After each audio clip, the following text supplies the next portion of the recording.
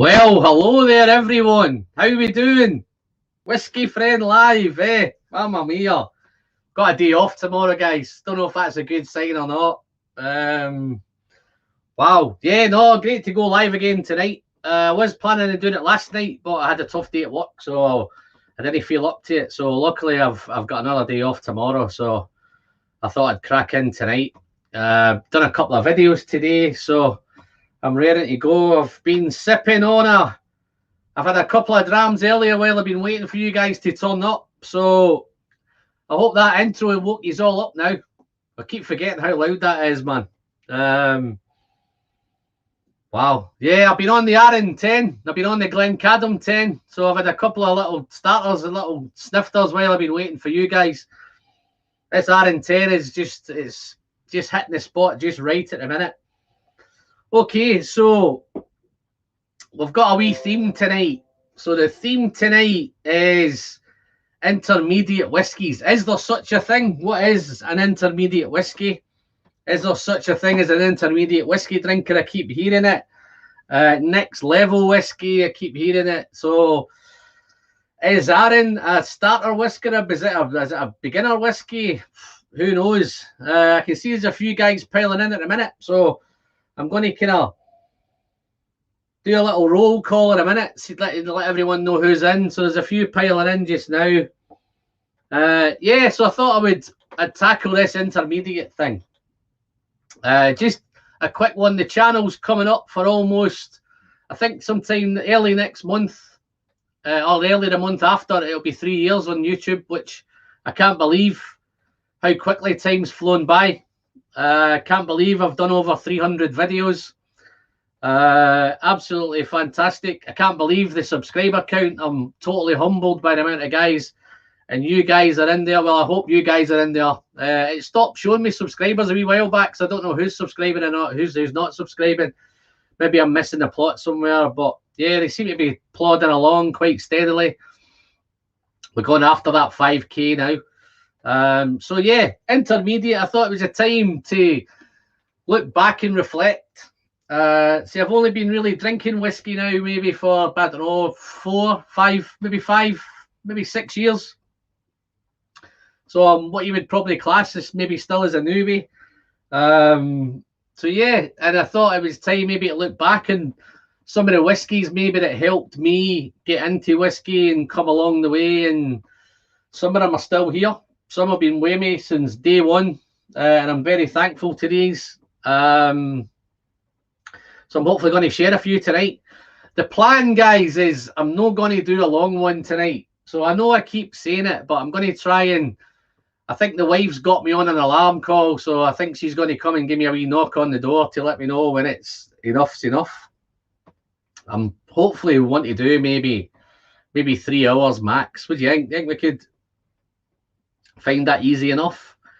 So that's the plan. So we're going to talk. I've got a couple of things to talk about. A couple of the online thing that's coming up. I'm sure you've been catching up on most of the channels that you've been along. So maybe hit on a little bit of that early. Some of the guys are in the comments saying Monday Night Madness, Monday Night Mayhem. Well, I don't think it's going to be like that. Hopefully we're going to have some fun. Okay. So there's none of that mayhem tonight. I think it's going to be nice and responsible. That last 9-hour one was tough. I don't think I remembered the last 2 hours of it. Big thanks to Ken for coming in, and Dustin. Please someone remind me not to put a link into the chat tonight if Dustin and Ken are around, because it might get kind of messy again. So yeah, tonight, intermediate, next level. Going to have a little sip on this, and then I'll do a quick roll call. Give you guys all your plaudits and your credits and your big thanks for dropping in.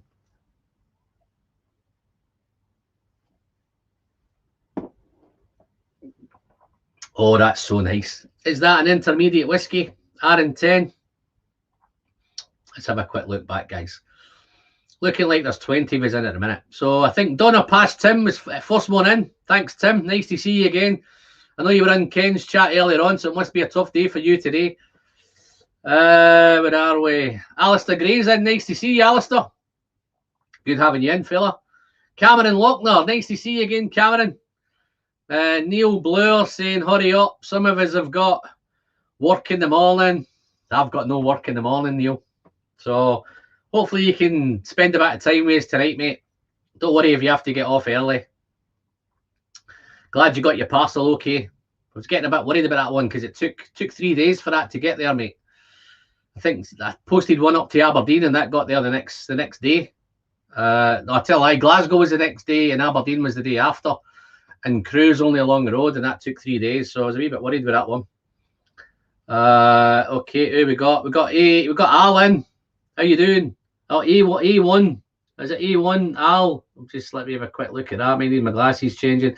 That looks like maybe A1 or Al, whatever it is, mate. Nice to see you, buddy. Whiskey Lover Society's in. How you doing, Gerhard? Nice to see you, buddy. See your channel's coming along well. Bosnia, I always thought you were in Belgium for some reason, but maybe I was wrong. But and there's Gary. How you doing, Gary? Don't worry, no, I've not forgotten about you, mate. We're going to get together at some point. Might need to be next week now. There, Donna Tim's in with Glenmorangie 1043 bottled at 1980 that he paid too much for on a whim. So how's that Glenmorangie tasting in, Tim? 1980s one, eh? Wow. You glad you paid that money for it? Gav Gormley's in. How you doing, Gav? Nice to see you, mate. I've got a little super chat draw coming up later on. I think you've got a couple of shots in it, buddy. I'll come on to that one later. Mr. Slinger's in. 3 years longer than me, pal. Yeah, no, listen, it's amazing how quickly that 3 years has flown in. Cameron, you're very generous, Cameron. You're one of the best kept secrets in Whiskey Tube, Alan. Unfortunately, keep them coming. Yeah, no, it's... I think we're doing okay, man. I'm happy with the way things are going. Let's have a look. And Luna and Eric too. I might have missed something there. Let's have a look. All right, okay. Highland Hamish, how you doing, Hamish? Just call you Cinderella. You got to be your scratcher for midnight. Yeah, no, well, it's you never know, mate. As you said earlier, I might turn into a pumpkin at midnight. So some nights say I might be a pumpkin already, but you tried the Hibiki. I've be honest, Gerard, I've done very, very little with Japanese whiskey, mate. I think Nika from the Barrel is probably that's my extensive knowledge in Japanese whiskey. How you doing, Alex? Nice to see you again, buddy. Got you now there, mate. That's much, much better. Yeah, we'll catch up. No problem. There's Drew. How you doing, Drew? All the way from Arizona, Tucson, Arizona, cowboy country, John Wayne country. Yeah, your parcel went off today, Drew, so hopefully, touch wood, cross your fingers, mate, we have better luck this time. I sent one to Drew a few months back, and it got lost. It went AWOL somewhere. I don't know where it was. Giving up all hope in it, and then I opened my door one day coming in for work, and guess what was sitting on back on my porch was my parcel came all the way back to me, and you wouldn't have seen the mess it was in. What a journey that box had.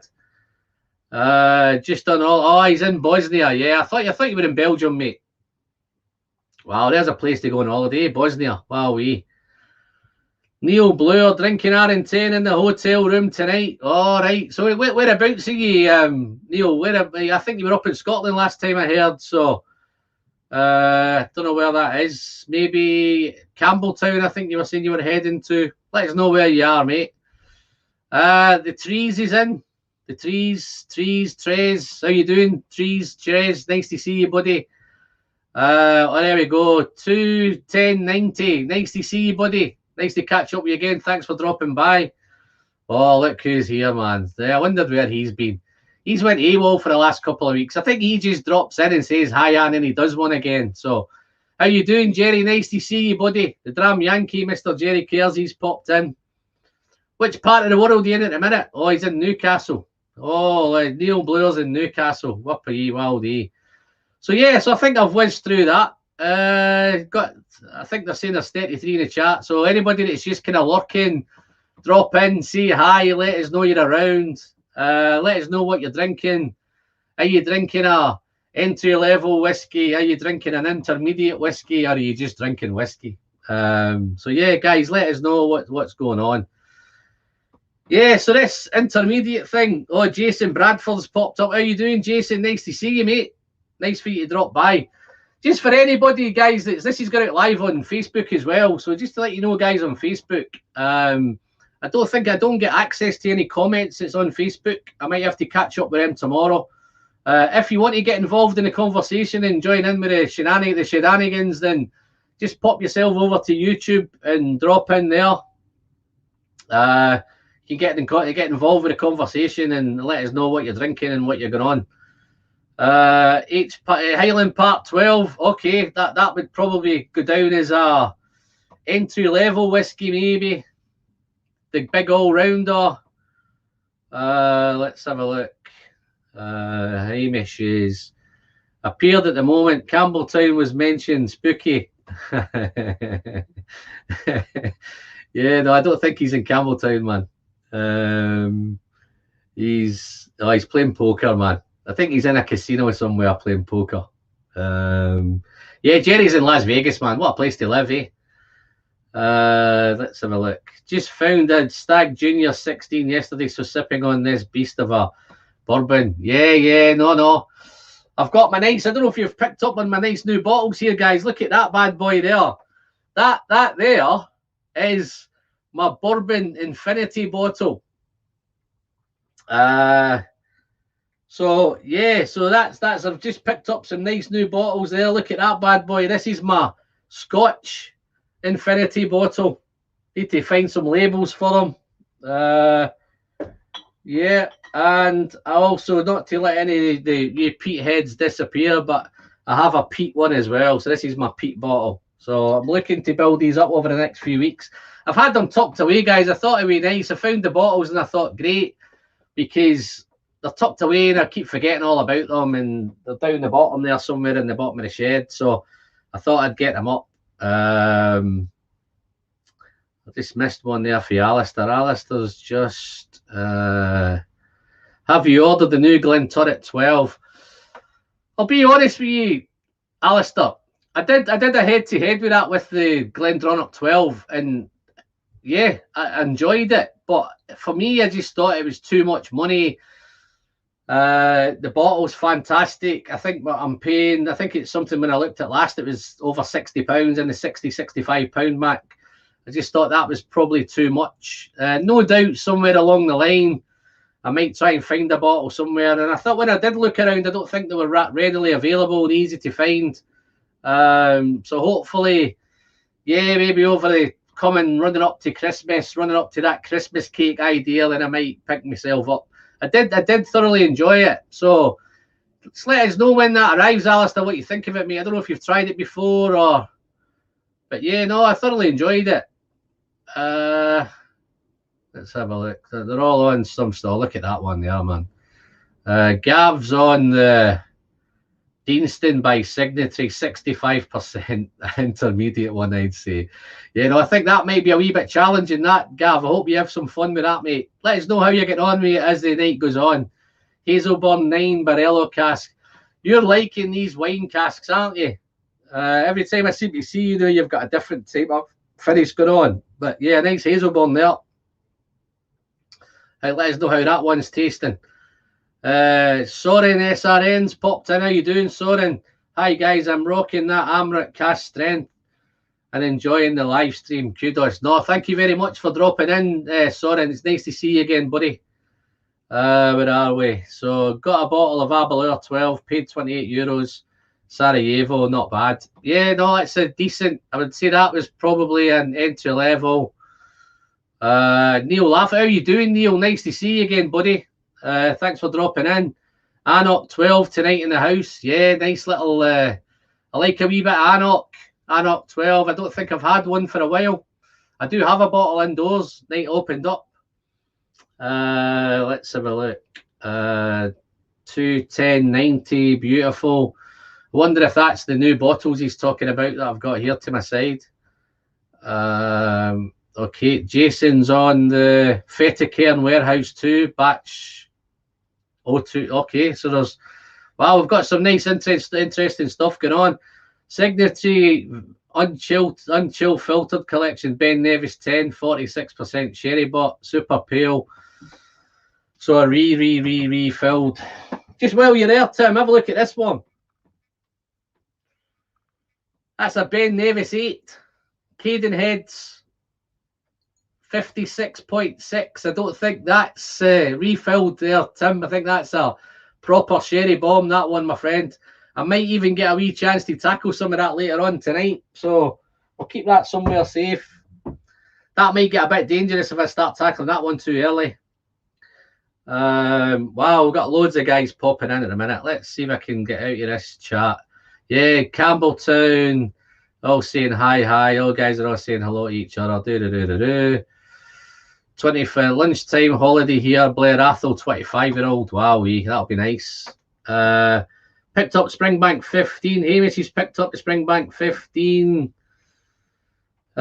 Scotty's Gantry shop in Stirling last week seems to be a rarity on the UK shelves right now. Cracking gear. Yeah. Oh no, I'm heading up next week, Hamish. I'm heading up to, I think, Saturday and Sunday. I may be in Falkirk, and then Monday, Tuesday, Wednesday, I'm hopefully planning a little trip out a little bit further out of field and see what I can stumble across and what I can pick up, and see what the wife lets me kind of get up to. I think everybody else is saying so many. Alex is so many bottles out there. I've taken them one by one and enjoyed the long road. Yeah, no, it is a long road. How you doing, Andy? Bit late. Was tasting cognac. Okay, happy days, mate. Nice to see you, Andy. You're always welcome, buddy. Let's have a look. And here we go. Someone says cognac. Oh, how you doing, Chris? At the last drop, guys. Chrissy's got a fantastic little channel, mate. If you want to pop along, I'm pretty sure most of you will be subscribed to him anyway. But if you haven't, check out the last drop and drop him a little sub there, folks. We need all the help we can get, man. We got all these guys on YouTube at the minute. Let's see if I can whiz through somebody. I think everybody's saying hello. James Morgan's popped in. How you doing, James? Just in time, mate. I'm going to do a little super chat draw later on as well, and you're up there as well. Just a quick one, guys. I'm going to do another little super chat draw tonight. I'm going to draw last live streams. I'm going to draw 2 winners for that one. And if you want to get involved in tonight's draw, then just drop me a little super chat, guys. Doesn't matter how much it is or how little it is, guys. Everything's welcome and supporting the channel. And I'll obviously get out some nice. I've got some real good stuff at the minute. So I've got some good whiskey open just now. I've got another little bottle to open later on as well. So I'm looking forward to opening that one up. Yeah. So anyway, enough. I'm in there for 18 minutes already, and I've not even spoke about intermediate whiskies. So, right, let's get rid of that. Let's get back to the chat. See what the chat's for. You guys are having a great old time. Tony Murphy's popped in. How you doing, Tony? If you're not coming up to Falkirk, we've tried to meet up with you, buddy, but working, unfortunately. Yeah, I'm there Saturday and Sunday, Tony. I've got some friends in Falkirk. There's one. Look at that. There you doing, Marcelo? Marcelo, cattle truck washer, man. What a name that is. How you doing, buddy? Nice to see you. Oh yeah, I knew there was going to be one I was going to struggle to get into. Would you please say a few words about Springbank 10? Is it intermediate? Well, it's one of those, guys. It's that was the plan to chat a wee bit about that later on. I do have one here, Springbank 10. I think that depends on what your class is intermediate. So I will come on to that a wee bit later on. Good to see you. Well, let's have a look. Let's tackle this. Sandro Fazzolari. Fazzolari, how you doing, Sandro? Nice to see you, buddy. Yeah, wow. Yeah, so I might have a wee touch on that later on, the Springbank 10. Yeah, okay. So let's get into this, man. Intermediate, right? Entry level, intermediate. How do you judge what's what? I think everyone has different levels of journey. I think when can only go back to when I started out, when I got involved in it. I thought, yeah, wow, and it's a minefield. So when you really start to dive in and really get involved and see how much whiskey's out there, then it can be a minefield. So what you'd probably imagine, I think my entry level, the first whiskies that I ever got involved with, would probably the usual that everybody else got involved with, would be your Glenlivet 12s, your Glenfiddich 12s, possibly an Aberlour 10, well, definitely an Aberlour 10. So that was the kind of three kind of go-tos. Bit of Monkey Shoulder, all that kind of stuff. These are probably what you would class maybe Anok 12. Anok 12 is maybe starting to get a wee bit nicer. Still at that 40% ABV. I think it's the 40%ers. The Highland Park 12 would be a definite. Old Pulteney 12. I think these are usually the ones that everybody starts kind of getting into whiskey with. And then if you're real hardcore, you might start yourself off in maybe a Lafroig 10 or some of the smoky, peaty, medicinal hardcore stuff. Luckily enough, I didn't get involved too much in that smoky, medicinal hardcore. No offense to you peat heads that are out there. I know there's quite a few of you in there that like your kind of peat heads. Thomas Tredge, he's ready to pull out the big guns tonight. What are you starting with? I started with a Glencadam 10, and I've moved on now to a kind of Arran 10. So I'm just getting the old palate refreshed and warmed up to hopefully get involved in some of this bigger stuff now. So I've got some nice stuff hopefully coming up, and we'll dive into that shortly.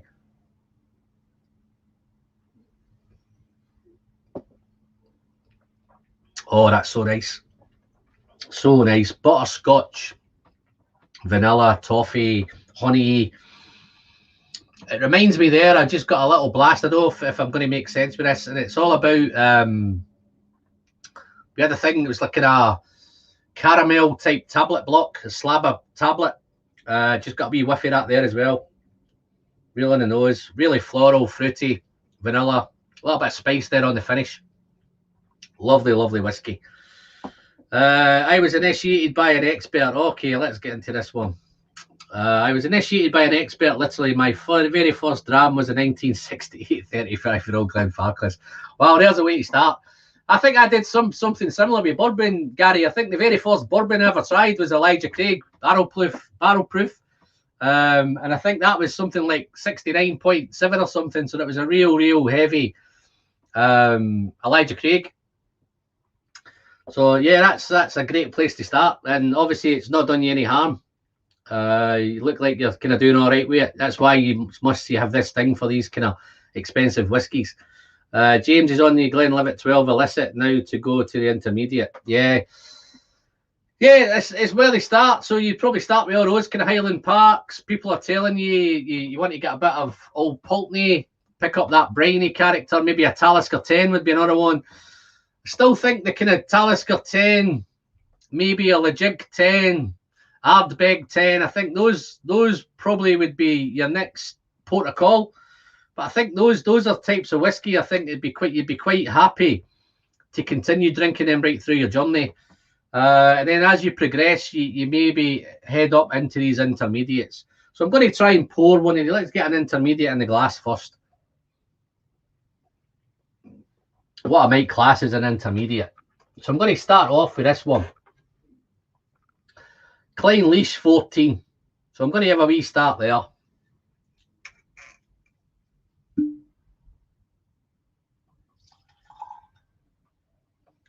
Get some of that in the glass. So yeah, Klein Leash 14.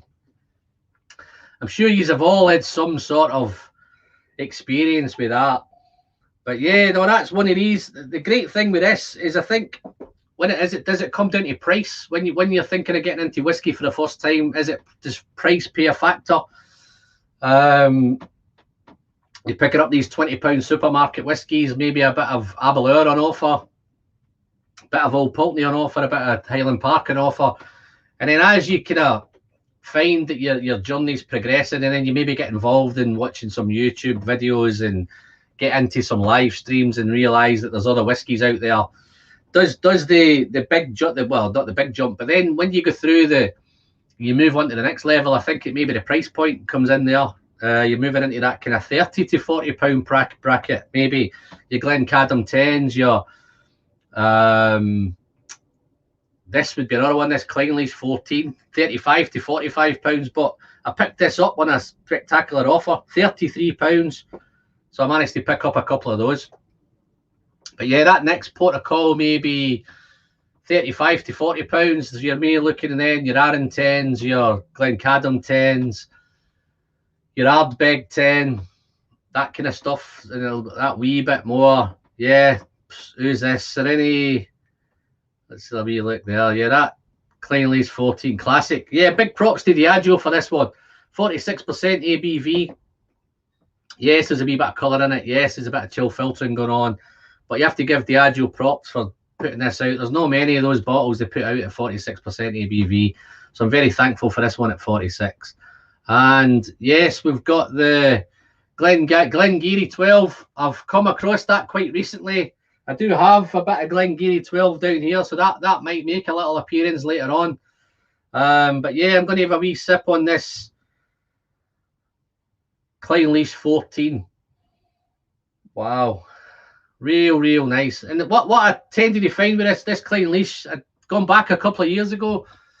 I reviewed it a couple of years back, and then for some reason, whether I got caught up buying that much whiskey, it kind of went off my radar for a wee while until I saw it at 33 pounds, and I picked a couple of bottles up. So I've got back into it again.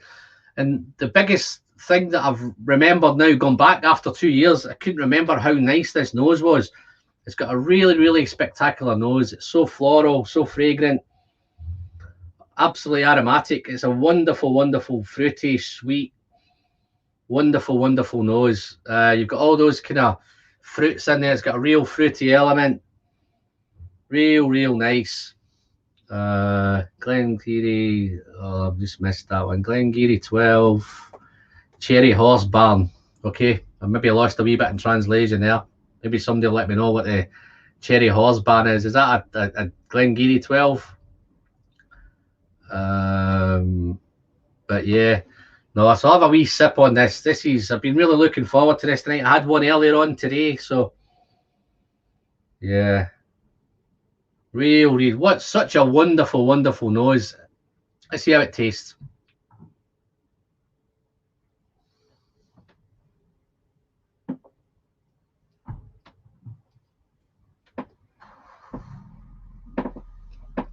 Oh, wow. Such a wonderful arrival. A little bit spicy up front, a little bit dry. It's oily, it's waxy, it's a beautiful texture, wonderful mouthfeel. That little bit of spice and nip there, a little bit peppery. But then it's a little bit of dryness, and then those fruits come in, it becomes really mouth-watering, really fruity. Maybe a little bit of tropical in there as well, a little bit of spice. Real nice. Such a fantastic whiskey. And I think it's one of those ones where, is it intermediate? Would this hit off? I think I've just seen Chad just popped in and says when he tried it early on, it didn't really hit with him. I think what I would do, Chad, I'd go back now, I'd find myself a bottle of this, or I'd find a sample from somewhere. I'd find something to be a Clynelish 14, because I think as your palate develops, this sort of whiskey becomes, I think this is where the intermediate thing comes in. Real nice. What a wonderful stuff. But at £33, guys, it's incredible value. Wonderful whiskey. Clynelish, that waxy, real nice. Wonderful.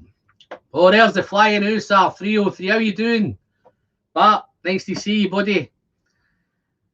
Yes, Bart commented earlier, guys. I put a little review out today. I did a gunpowder in a glass. If you've not watched it, a cheap plug. Make sure you when you finish this live stream, go and search out that video. I went back to Glenallachie, but I did a Glenallachie that wasn't a Billy Walker Glenallachie. It was A.D. Rattray Glenallachie. Gunpowder in a glass. It's 65.9% ABV. And little spoiler, guys, I did put 3 teaspoonfuls of water in it, so that might surprise some of you if you've not watched the video yet. Yeah, Mr. Slinger is saying that Clynelish 14 will never be off his bar. Yeah, no, it's one of them. I'm getting back in love with it, mate. I think I've tried that much whiskey lately that it's some of them you kind of missed the slot with some. I think I went off R10 for a wee while, and again when I find them on bargains, then it comes up really, really great. But yeah, no, this is definitely, I think, as a newbie, I think it might be a wee bit too complex, a wee bit too much going on. But I think as time goes by and your palate develops, then yeah, this definitely becomes, you appreciate the quality of this whiskey much, much better. And I think that's where the intermediate thing comes from, the next level whiskey. That's where we're going with that. I think a few guys are saying hello to you.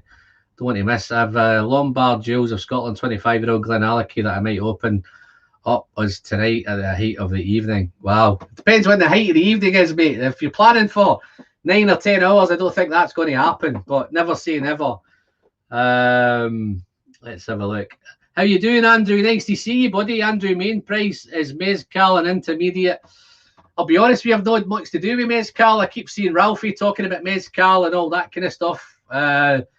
Never tried it, never came across them on my radar.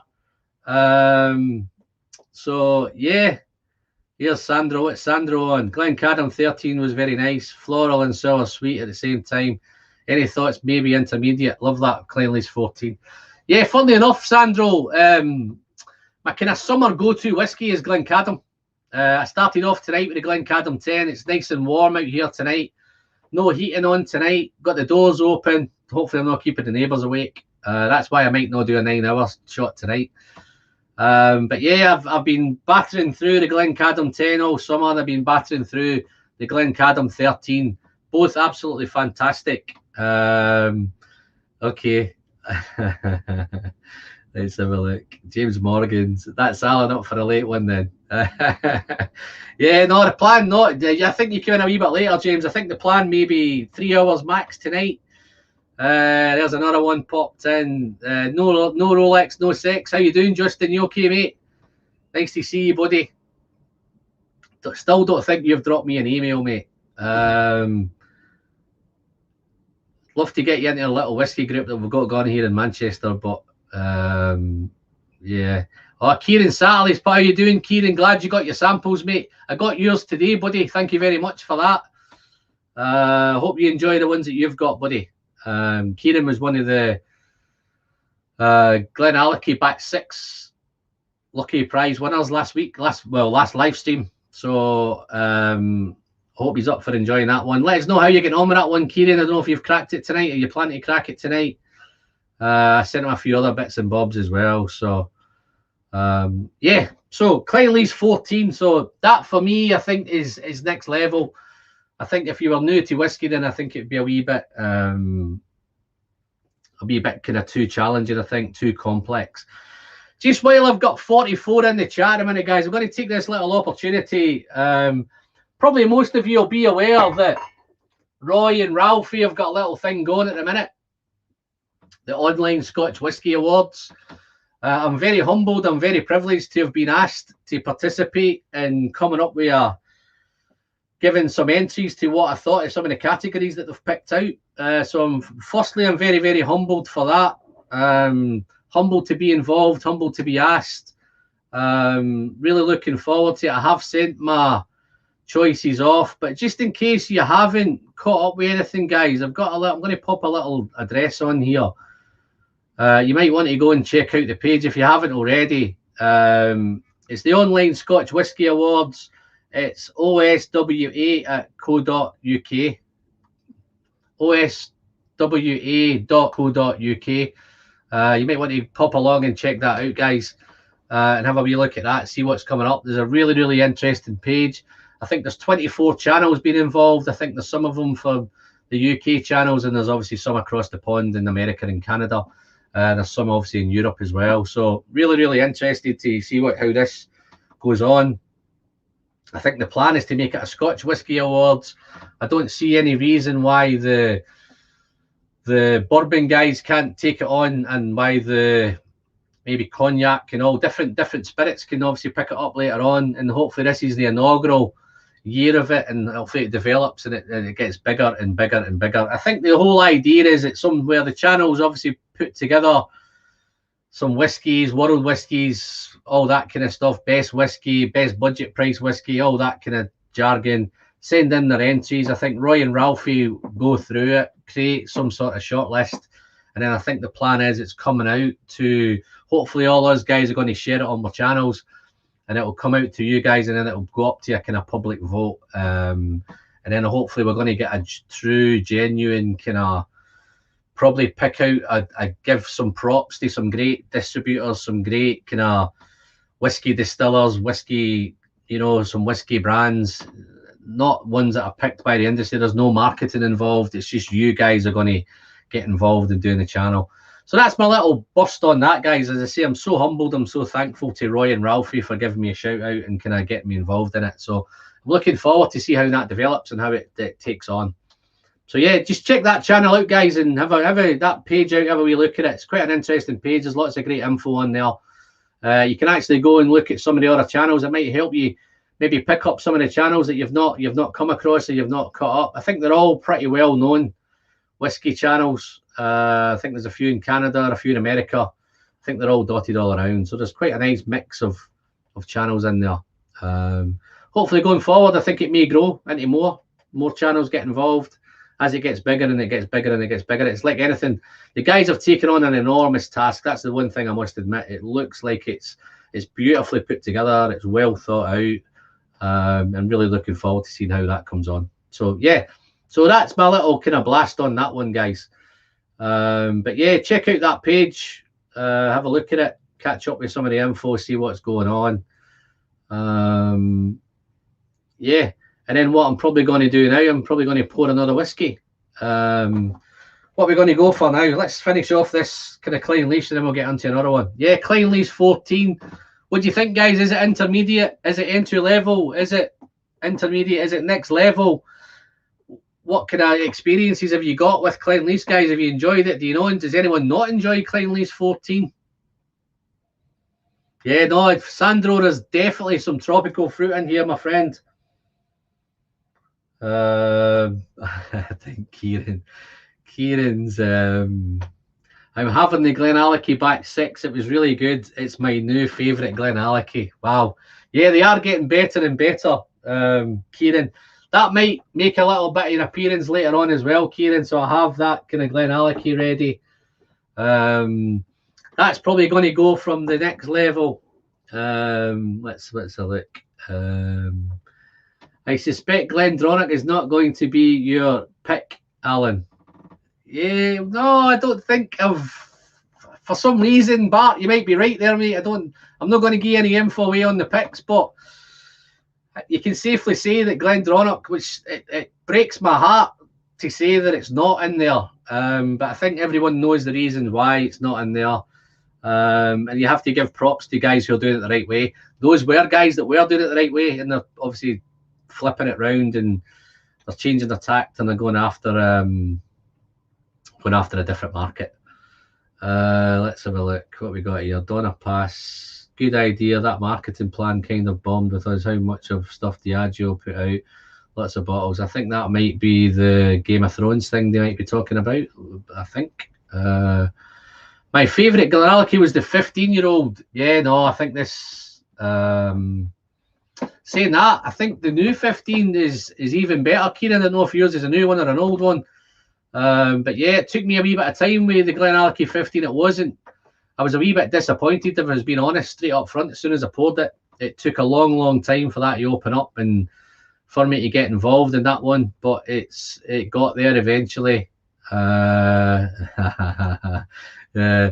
he's looking for spoilers, mate. Hope there's no spoilers tonight. Maybe catch me 9 hours in later, Tim. You might get some spoilers then, mate. But certainly not at the moment. Yeah, so let's finish off this. Anybody get any suggestions what you would class as an intermediate whiskey? What do you guys class as intermediate whiskies?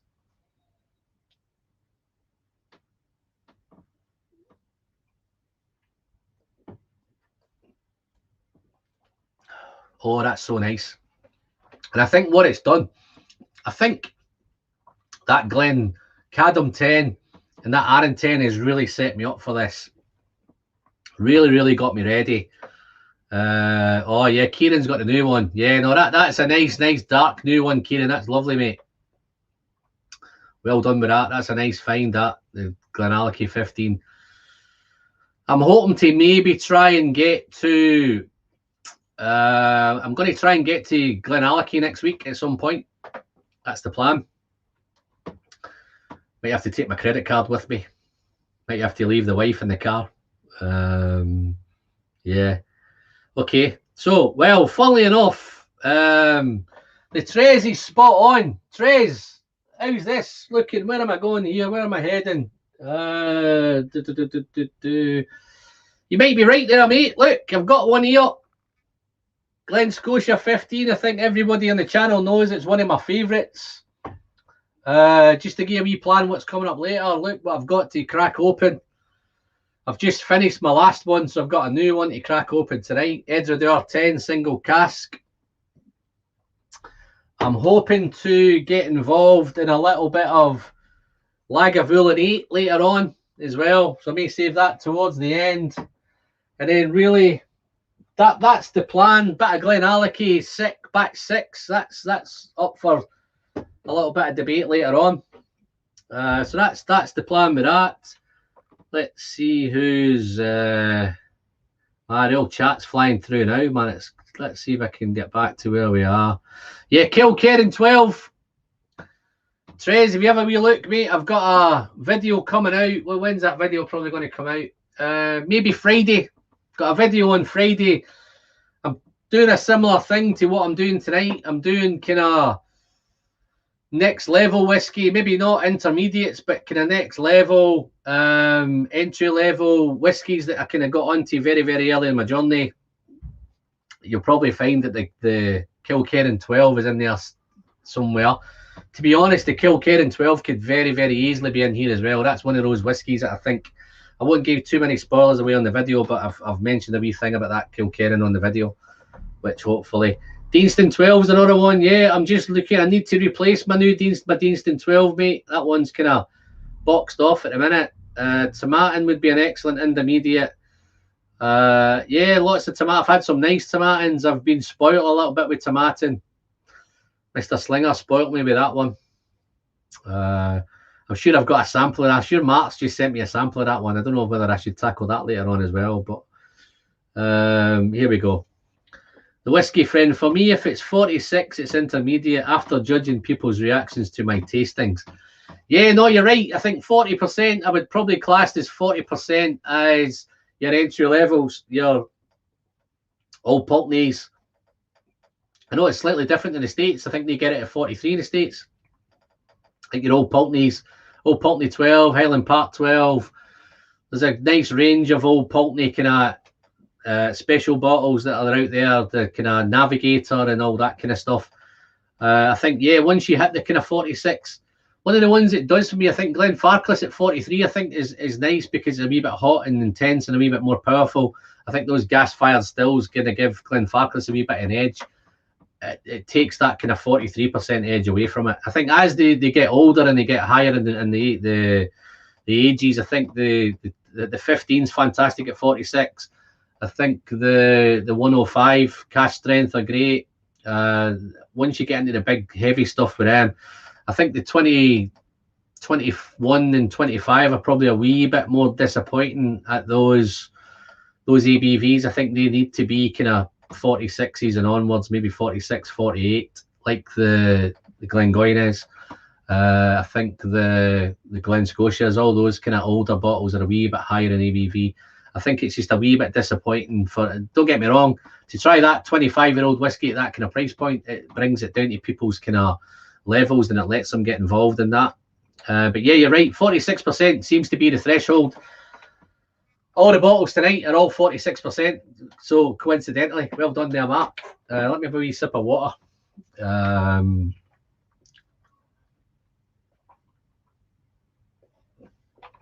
Wow, 46 in the chat, man. We're doing well tonight. These themes might work out all right, actually, to be fair. So I may do another one next, but well, I don't know how. I want to try and commit to every couple of weeks, guys. So at the minute, it's a wee bit tough. We're working things. It's really busy at work. Let's see if I can catch back up with this chat here again. So, hey Alex, you said something about Pete. There's Dustin. Old Pulteney 12 at 43. Do you still get that at 43, Dustin? I don't know if it's. I thought I read somewhere it's gone back to 40% ABV. I know you guys got it. I know you get the Highland Park at 43 and stuff like that. Nice to see you in, Dustin. Thank you very much for helping me out in the last live stream, mate. I don't really remember much about the last 2 hours of it, but there you go. I actually went back to the wrong house on the way back, knocked on the wrong door, tried to get in. I wondered why my door wouldn't open, so I went back to the wrong house. So that is another story. Craig Ellicky 13 is a good intermediate. Yeah, Craig Ellicky's good. I think Mark Slinger's probably got it right on the spot with the 46%. Whiskey friend Alan, crack that PX sample. Yeah. I might have to have a wee look for it, Mark. I think it's in the back here somewhere, but that might come. Is there no Pete heads in here? I'm sure there's some Pete heads in here, man. Yeah, the Glen Scotia double cask, not a nice one. Oh, I don't know if that's intermediate. I'd probably say that somewhere. Maybe not. I don't think it's but it's so subject, innit? It's everyone's interpretation. Depends where you are in your journey. Remind me later on, Mark, if you hang around, I might try and dig out that sample, mate, because I think that's, I don't know if that's next level whiskey, mate. That's that or intermediate. I think that's, as Dustin says, I think that's top shelf whiskey, that one, that PX. Jane Dustin is saying, James Morgan, when you start drinking at 2 AM, it's a challenge, but got to enjoy 3-day weekends. Yeah, no, it's, wow. No, I was a mess after that live stream, Dustin. Absolutely mess. I spent all day in bed, mate. I had loads of stuff planned to do as well and never got round to it. I had a Glenfarclas last week and managed to get a sample straight from the cask. No, wonderful. No, Glenfarclas is one of them. It's kind of, I know my Dangerous Dram as well. My Dangerous Dram's 43% ABV, man, and that is awesome whiskey. I think the thing I find with the Dangerous Dram is when I take my first sip of it, I get that hot, powerful, aggressive, really, really challenging to begin with that first sip. But once you get past that first sip and you go into the second sip and the third sip, it's a total transformation. It becomes so easy to sip. And I've said this many times before, if there's a group of you and you could pick a bottle to sit down with and spend the night with, that would be my recommendation, would be that Glenfarclas 12, because I guarantee you would not stop that night until that bottle was finished. The cork would come off and it would never go back on again. Hence, that's definitely my Dangerous Dram. But I bet that Glenfarclas was awesome. Straight for the cask, mate. What sort of age was that? Was there an age on it? Let's have a look. 8 cask strengths, higher level. Bunnahabhain 12 is probably an intermediate. Yeah, Neil, you're probably right, mate. I think, not to give any spoilers, my video on Friday, that's another one that pops up on that video. I think it does bridge that gap. I think it can easily, you could start somebody on Bunna 12. I don't think anybody with any issues with Bunna 12. I think if you're an established malt head, you could be drinking for 20 years, and I think you would always have a Bunna on the shelf. In fact, I did have it here earlier, but I've done a wee bit of cleaning up and I've moved some stuff indoors today. But the Bunna 12 would definitely be, that's definitely on my shelf. And the price is phenomenal. If you keep your eyes open here in the UK, it usually pops up round about £30. Cameron's talking about Bladnoch. Yeah, Bladnoch was one of them for me. I think I had Bladnoch a few years ago and I didn't think it was that great. I think the new 10 is awesome. Maybe a little bit pricey, but it's Bladnoch, it's Lowland, it's a real nice piece of work. I think it's at Labor Day in America. I think I can see something here about Labor Day. That sounds like a good Labor Day tradition. Happy Labor Day in America to you guys.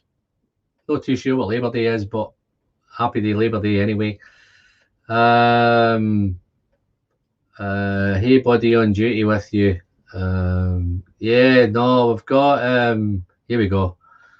Glenfarclas 12 could be intermediate, but where would one put 105? Nah, the 105 is, I think the Glenfarclas 12 is one of them. I think it's great. I think you could do that as a first whiskey dram, and I think you could buy it. I think if you had the first dram, it may put you off a wee bit, but if somebody convinced you to have a second one, then it's job done, game over. Glenfarclas 12 all day long. The 105 that's the big stuff. That's when you're looking for high ABV. You're looking for cask strengths. You're looking for hazmat whiskies. You're looking for the flavour and the power and the intensity. That's when you might decide to play around with some water. I think once you get into that higher stuff with the water. But yeah, no, Boona 12, love it all day long. It's so subtle. It's so sweet. It's so velvety, nutty. That Christmas cake there. Here's one. There's a question. Matt Slinger, what's the PX Tomatin or Glenallachie? What's the PX Tomatin or Glenallachie? No, I think we're talking about the Tomatin. Andy, it's that the bottle that the Scottish Days Dummies had. I had one of them and I finished it, and Mark's kindly sent me another sample of it. So interesting idea if proof drives intermediate or complexity of flavours. Yeah, no, it's one of those. I think lots of it, it's people's interpretation. I think everyone's taste buds are different. I think everyone's kind of level of what they can sip on and what they can take straight off. I think there's lots and lots of parameters that you could go into there. I think probably for me, I think entry level stuff, you're probably classed at the 40% ABV. You're kind of maybe some blends in there, maybe your Johnny Walker stuff, maybe your black label, your double blacks, those kind of things. Your red label, your monkey shoulders. I think they are in that price bracket where people, I think, once they get to paying that kind of money for whiskies, I think the next level is once you start hitting the 30 plus, heading to the 40 plus and the 50 plus, and then it gets to the crazy stage where you're paying hundreds and hundreds of pounds for whiskies. And that's where the kind of journey, and it is a journey. Yeah, Dustin's got a great thing there. Interesting idea if proof drives intermediate or complexity of flavours. I think the 46 gives it a better mouthfeel. I think the unchill filtered thing gives it a better mouthfeel. I think keeps everything kind of natural, and I think we, as geeks and as enthusiasts, I think we kind of like to see it natural. It hasn't become a big deal for me. It hasn't put me off because the Kleinleys 14 hasn't put me off because it's coloured and it's filtered. It's got the great 46% ABV. I think if this was bottled at 43% or 40%, I don't think it would be the Kleinleys 14 that we're all loving today. So I think that's definitely coming into a wee bit more kind of proof and a wee bit more complexity in there. Nicer mouthfeel. I think that's definitely as you go along, and it's something that comes with trying those better whiskies. Let's have a look. Speaking of Pete, last week opened an Indie Bunnahabhain Stoischer 5. Yeah, I think I've tried that. I think I have tried that, Tim. I think I did a battle of that against the Octomore. It held itself well against the Octomore, and I can't think back which one I preferred. I think it gave Octomore a real run for its money. How you doing, Andre? Nice to see you, buddy. Thanks for dropping by. Glencadam 10 now. Great stuff. Cheers from Holland. No, I had a Glencadam 10 earlier, my friend. Set my palate up nicely for some of this big stuff. Anyway, while we're waffling on, let's dive into another one. So let me get a free fresh glass.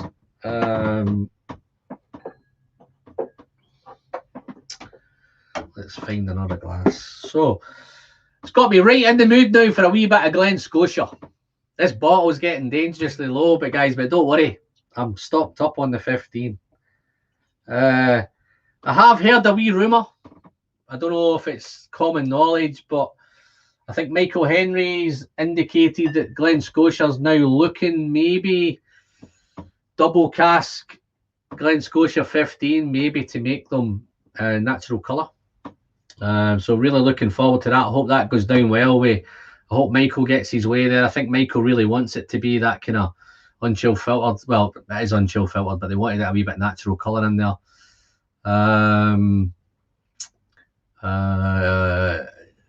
Yeah, he got another day. He never got me. Oh, he got a oh yeah, the tomato samples digger. He's passing that stuff around. I'm surprised he's passing that around. I think I did a wee bit too much. I passed it around too much. Buna 12 is my top until now. Yeah, Buna 12 is great, guys. I think if once you get into the cask strength stuff, then that's where you're kind of Buna. Absolutely fantastic stuff, man. Glenn Farkless Heritage and his window cleaner. Okay. Don't know if that's a good thing or a bad thing. I did a wee bit of that today. I did a video today, Gerhard. That Glen Alecky is a wee bit of, I've titled it as Gunpowder in a Glass, and it's exactly that. What are we pouring next? Yeah, I've just poured the Glen Scotia 15. This is one of my favourites, guys. This is really, really holds a place in my heart. And every time I pick this bottle up, I have to give it a little hug because I love this stuff. And this has been with me from the very, very beginning. Again, one of the very, very early videos that I've done. I've bought bottle after bottle after bottle of it. Just love the stuff. And it's, I used to say it was a daily sipper, but I used to get told off a wee bit saying we shouldn't be doing daily sippers, but it's my kind of regular go-to. I don't know if that's a better way of putting it, but daily sipper, but regular go-to. This is definitely a regular go-to. So much tropical. It's aromatic. It's that Campbelltown's there. You know that Campbelltown straight off. That little bit of maritime, little bit of funkiness going in there. Real nice. Such a wonderful vanilla, toffeed, honeyed. Real nice. Wonderful. Still a little bit of spice there as well. But that tropical, that banana, melon, mango. So much tropical going on there. But yeah, I'm going to have a wee sip of this, guys, because I'm getting a wee bit thirsty now. So, and I think I'm missing a wee bit of the chat here, guys. I'm trying to leave that on here to try and keep up with the chat. So if I'm getting a wee bit behind, guys, just give me a shout. Yeah, that's Stoisha. I think it may have been a Stoisha. No, I think it was a Stoisha 5 I did. Let's have a look. 57.8 ABV. I'm not sure what that one is. Bourbon Bounty. How are you doing, Bourbon Bounty? Nice to see you, buddy. I think that's Jody, if I remember right. If it's no Jody, apologies, mate. Yeah, Bourbon Bounties, guys, there. If you've not checked out his channel, dive over, have a look. Might teach you a wee bit about bourbon, guys. And I know it's a soft, tough subject with us malt drinkers, but I know through experience, whenever I put out a bourbon video, it dives. I'm loving the bourbon whiskey, so I'm going to continue to do them. I'm really enjoying putting them out. I'm so thankful for the guys to send me them. So, but yeah, no, check over and check out the Bourbon Junkie. It's Bourbon Junkie, Bourbon Bounty. And Alistair's still there. He's, I think there's a wee bit going on about tomatin and you're the best, Alan. Hug that Glen Alec in Scotia. Yeah, no, I love that bottle, man. I love it.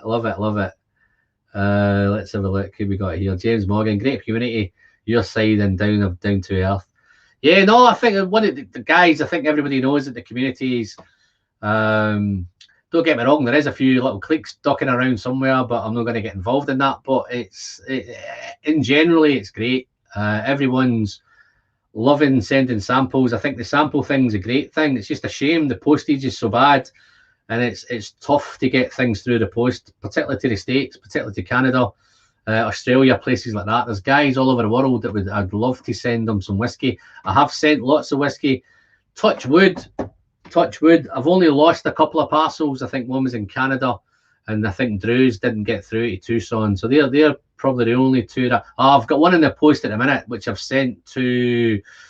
Where did I send that one? I sent that to America, and it's stuck at customs somewhere. It's been stuck at customs for a month. I can't get involved. I can't get into it.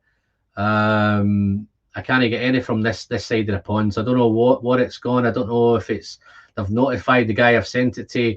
Bit of luck, they might send it back to me. I'm not too sure what's going on with that one. So there's a couple of parcels that went kind of haywire. Yeah, it was Jody. Yeah, nice to see you, Jody. Enjoyed your live stream the other night, mate. Thank you very much. I thoroughly enjoyed that one. Let's have a look. Yeah, no, I do a lot. I send lots of samples out, Jody. I don't know if you can see down here, mate, but I've got loads and loads and loads of them here.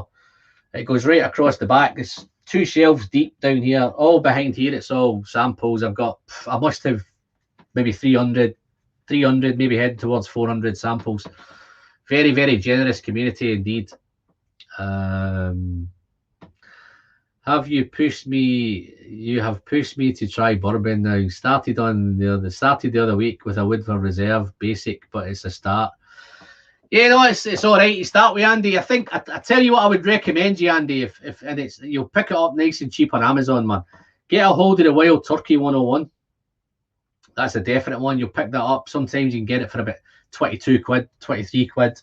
Worst scenario, you're looking about 29. Just wondering if there's anything else down here that I've got yeah, definitely the the 101, the Wild Turkey, and then also the rare breed. If you want something a wee bit more punchy, a wee bit more in the barrel proof, the Wild Turkey rare breed barrel proof, that's definitely another one. You'll probably pay around about 45 to 55 for that one. But they're awesome. Now that Woodford will be a nice little start, mate, and it's not going to be too complex, not going to be too overwhelming. Rare breed is a little better than 101. Yeah, no, I think the 101, Jody, I think price point wise, if the guys are trying to try bourbon for the first time, I think the 101's a place to start. They'll pick it up for about 20 odd quid. It's not going to break the banks. If they're starting to enjoy that, then I think, yeah, Knob Creek 9's another one, 25 from 45. See, there's a few kicking around, guys. So bourbon, I think if you look around here, particularly in the UK, you can pick up some really, really nice, good bargains there. But yeah, 101's a definite. That'll get you involved in bourbon. That'll give you a nice kind of flavour profile. And then if you want to do something where you're ready to dive into the big stuff, the cask strength stuff, then the Wild Turkey rare breed's a definite. And that's readily available here as well. I think it's 54.4, I think it is here. Let me just get rid of that. Have a wee look. I think I've got a bottle kicking about here somewhere. Yeah, that's the Wild Turkey, Andy. Look at that. I'm absolutely smashing through this stuff, mate. I start a lot of bourbon beginners. Yeah, Jody, I think the first bourbon I ever tried, mate, was Elijah Craig barrel proof, mate. Not just Elijah Craig, but the absolute barrel proof was the one I got dived into. Got stuck on it. But yeah, Andy, that's the place to go, mate. 20 quid, 22 quid, 25, something like that. I'm not going to get into, I don't want to get into this bourbon conversation now, guys. I'm loving the stuff. As I say, I've got my nice little bourbon infinity bottle going on here, and I tell you guys, there's some awesome stuff in this, man. Awesome. Look at the colour of that. Almost looks red in this light, but yeah, fantastic. Let's get these guys off this bourbon. Where's you malt guys? We're talking about whiskey tonight. We're talking about Scotch. I'd have to say Buffalo Trace, but Lord, even that gets hard to get. Yeah, no. Listen, if you think it's hard to get, it's hard to get. It's even hard to get here. So, anyway, you've distracted me now from my beloved Glen Scotia 15. Love this stuff. Yeah, I'm here to learn about Scotch. Yeah, no, Jody, Dave, you've got some fantastic stores over there.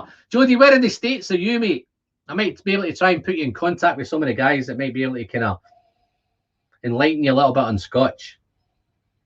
You've got some fantastic big stores over there. I think you've got the Total Wine and you've got all that kind of stuff over there. I've got a few bottles that I've had sent from big bottle shops over there. Okay. Yeah, no, I'll leave it with me, mate. I can certainly do that for you. This is awesome, man. I found it the other day when I've got the new bottles for it. So, and I had a wee taste of it, and it's spectacular, man. There's all sorts of top stuff in this, man. All the stuff that's been sent North Carolina, but I travel. Yeah, no, get any one of them whiskey shops, man. Get back and check out some of my videos, mate. Cheap plug. There's 300 of them, so you should have plenty of info on the old whiskey. Okay. Wow, there's a new one of me. Tierney Pale Finish whiskey. I'll be honest, Alec, I don't know what that is, mate. Maybe I'm being naive here, but I ain't got a clue. Sandro's wanting to be on to Springbank. Sandro, be patient, my friend. I need to tell you about this Glen Scotia 15. I'll tell you now, I prefer the Glen Scotia 15 to the Springbank 10. And I'll tell you why. This is so easy to get a hold of. The problem I'm finding now, I've done a couple of videos today and there's no Springbank in it because I wanted to do videos that people could get a hold of easily enough. And I think for me now, Springbank is becoming, don't get me wrong, guys, it's spectacular whiskey. It's fantastic whiskey, but it's getting too challenging to try and pick a bottle of it up. As soon as it comes out, it's gone, man. And I wanted to do stuff where people could get a hold of these bottles easily enough. And that's why I've done that. But the Springbank 10 is wonderful. The 12 is wonderful. The 15 is wonderful. They're all wonderful. But they're just getting too much of a challenge to try and pick them up. I think the only time I'll pick these up now is if I stumble across them somewhere and I get lucky that way. But wow, what a tropical, beautiful toffee, treacly, dark. This is a dark whiskey. It doesn't look that dark, but it smells dark, and I know it's going to taste dark because wow, there's a surprise, man. This just shows you the different markets. Dustin can pick up Springbank 10 easier. They can get Glen Scotia 10, but yeah, no, I think Glen Scotia 15. It's so easy to pick up here, and sometimes if you're lucky enough to get that on an offer as well, I think it's around about the £55 mark. Sometimes you get lucky and pick it up for about 50. Every time I see it at 50, I just can't help myself. I'm clicking already. But yeah, let's have a sip of this.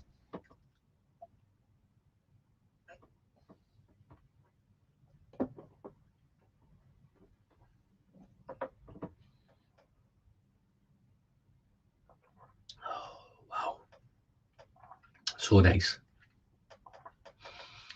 If I had one thing I would love this to do, and I know it's 46% and it's on chill filter, because I can't understand why it's got a slightly slimmer, slightly thinner mouthfeel on this one tonight. I don't know whether it's following that waxy Clynelish 14, but it's that beautiful tropical notes. It's treacle, it's toffee, it's dark toffee, it's thick toffee. And then I just picked up a little tiny hint of smoke there in the background. So there's that lovely little smoky heading towards the finish. It's a little bit drier, a little bit finished, and a little bit oaky. But that tropical, those pineapples, those mangoes, such a wonderful, and that Campbelltown's all over it. The thing I think with Glen Scotia, I think it's the poor relative of Kilkerran and Springbank. And I think it gets a raw deal because I think there's some fantastic stuff. The Victoriana is awesome. Double cask is awesome. And then they're doing some really, really nice single cask bottles. And I've picked up a couple of them. Love Glen Scotia. I think Campbelltown is probably my favourite region. Glen Aleckie's coming into the mix. Glen Aleckie's really putting kind of Speyside back on the region for me, really back on the map. Arran, I love Arran, so I've got real nice. I'd love to have a better affinity with Islay, and I've not quite got into the smoky ones yet. I'm doing my best. Thick toffee, sweet pink tobacco, and there's a really, really nice smoky in here, but it is thick, dark toffee. Victoriana is lovely, man, and that's another one. Sometimes it comes along on an offer. If you can ever get that on an offer, it's fantastic. I'm not too sure where you are, the Trez. Where are you based, mate? Are you overseas or are you in the UK? Not too sure where you are, mate. What we got here? I get some hazelnut as well. Yeah, no, I'm not picking up much nut tonight. I tend not to get much nut on this Glen Scotia 15. There doesn't seem to be much batch variance either. From bottle to bottle, guys, they're all absolutely fantastic. Just while Sandro's here, right? I will elaborate a little bit on this. Let's see if we've got one open. I think my open one's indoor, guys. But this Hazelbank, sorry, this Springbank 10 is one of those great whiskies. I think it's, again, I would class this probably as next level whiskey. 46%, natural colour, unchill filtered. It's Springbank. It's awesome, awesome stuff from J.A. Mitchell & Co. But the biggest problem I have is trying to find it, trying to get a hold of it. This one's a wee bit easier than some of the others. The 15's not too difficult to get a hold of either. But once you go into this cask strength 12, as you can see, I've been buying a few of them up. When I come across them, when I spot them, I'm happy to get them. But anything from Springbank, you're getting quality whiskey. Everything's done there. It's bottled there. It's labelled there. This Springbank 10, there's a little bit of smoke in there as well, but it's beautiful honeys and toffees and vanillas and honey, the real sweet ex-bourbon characters. There is a little bit of, see, a little bit of smoke, a little bit of campfire, a little bit of distant smoke in there as well, but it's absolutely wonderful, wonderful stuff. And if you can find this, guys, pick up a bottle. Whatever level you're at, if you're intermediate, if you're a beginner and you're new to whiskey, and you come across this, snap it up. If you see a Springbank 12, snap it up. I wouldn't probably tackle it straight away if you're a beginner. I'd leave it and sit on it and come back to it at a later date when you feel ready to be able to tackle something like that and you're ready to dive into it, because they're super, super stuff. They'll give you much, much more. I think the difference, I think just Dustin touched on it earlier. I think the entry-level ones kind of acclimatise you to whiskey, the smell of whiskey, the taste of whiskey, the different kind of profiles. Your kind of Highland Park gives you a wee bit of smoke, a wee bit of sherry, a wee bit of bourbon. Your Talisker gives you that kind of coastal and briny and that kind of a wee bit rougher and a wee bit tougher, you know, a wee bit more hardcore whiskey. It's bottled a wee bit more. I think it's 45.8, I think. 45.8. Yeah, I'm pretty sure it's 45.8. So those are your whiskies that they kind of get you into whiskey. And then I think once you move to the next level, it's more about the nosing, picking out the notes, picking out all the different characteristics, picking out a kind of distillery characteristic, maybe an Islay, or maybe a Speyside, or maybe they've all got maybe a Lowlander. They've all got their own kind of characteristics that everyone dives into. And I think Springbank's no exception. It has that funky element. It's Springbank, and it's awesome. If you see it, guys, pick it up. If you don't feel you're ready for it, leave it. Come back to it. Try it. Pour it. Not ready, leave it. Definitely let it oxidize. Let it come back. Just keep coming back every couple of months, and it'll get there at some point. So, what we got here? Oh, what have I got here? I know what this is. I know exactly what this is. But let's polish off this Glen Scotia 15. Say goodbye to an old friend for tonight. I'll catch up with you tomorrow.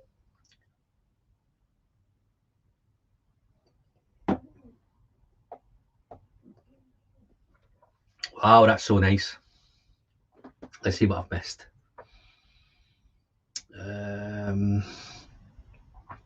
Okay, guys, just before I pour another one, what I'm going to do, I'm going to do the super chat draw. I'm going to do two. I've got 2 6-packs of the lucky winners. I'll contact them if they catch up with me. Let me know if they want to do a kind of Glenallachie set, or if they want to do a mix. I can, if they give me an idea what they want to do, I can certainly set that out. So let me go into this. So I'm going to do the first one. I had a good response last time, guys. I've got 42 names in here. Is it 42? 40 names in here on the list. So I had a good super chat night. I've added, because I have Patreon entries as well. So there's a few Patreon entries in here as well. So I've got 40 to do. So let's see if my trusty companion can pick me a winner. I think there's a few guys in tonight who took part. I think I can see Amir's here. Yeah, there's a few of you in. Yeah, Jody, you won't go wrong with that Glen Scotia 15, my friend. That'll certainly kind of get you involved in Scotch. Let's have a look.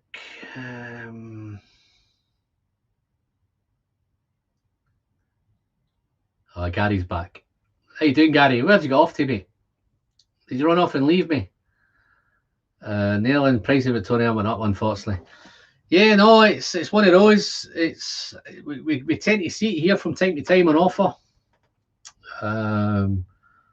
Let's see if I can get a winner here. Okay. Can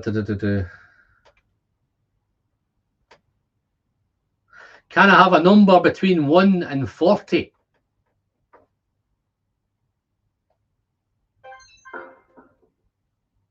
Oh, number 2.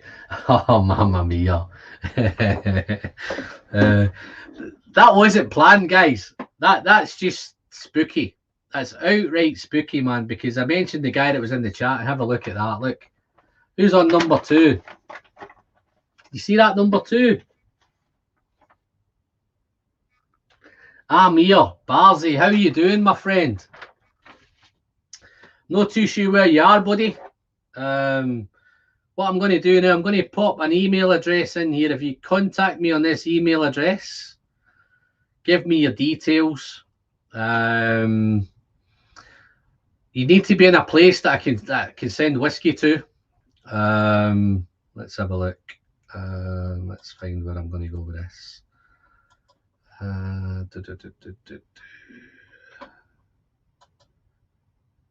Yeah. So that email address there, Amir, just drop me in your contact details, where you are. You can let us know in the chat tonight where you are anyway. I'm not too sure where you are. If it's Canada, it's going to be tough, man, but I'm hoping it's not Canada. Certainly the States, I can get a lot of places back to the States.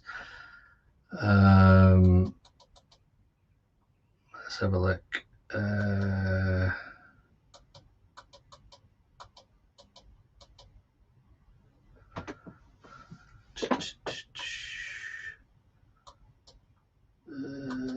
I think I'm way behind on the chat here, man. Let me... Damn, I was number 3. Gav, you had 4 entries in there, man. You had 4 chances of winning that, man. Don't you worry, mate. You're on my list. I'll send you some. I'll keep sending you some stuff anyway, matey. You're my top Patreon at the minute, mate. You're looking after me big time on Patreon, so I'm going to look after you with the samples, mate. Don't you worry, mate. I'll get some stuff off to you. California, San Diego. I'm pretty sure I can send some stuff to California, Amir. So yeah, pop into that email I've just popped on the bottom there, guys. Just drop me your details in there, and I'll get that off to you at some point. It may go off to you next week, mate. Wow. So gutted for Gav. Gav, is there a chance coming up later on, mate? Do you want me to do it now, or do you want me to leave it for a bit? I'm happy to go straight now.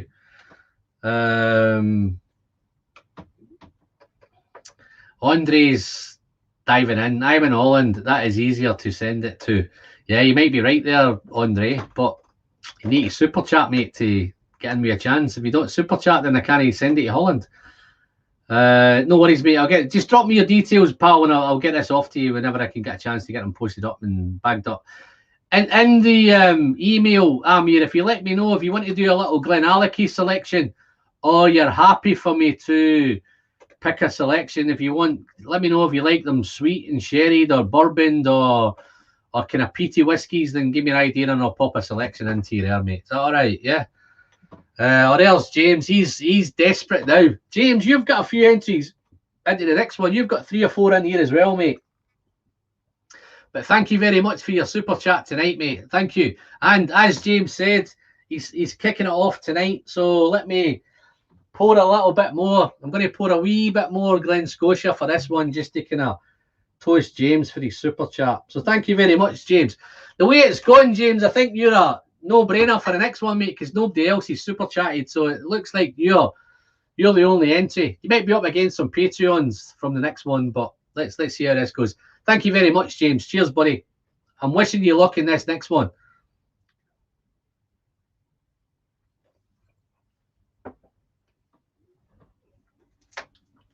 Oh, that's so nice. Oh, Amir's back in. he's diving in. He's a glutton. Thank you very much, Amir. I will pour another one later on, mate, and hopefully I'll toast you for that later on, but I'm a wee sip of this water now. Oh, that water's nice and cold, man. It's lovely stuff.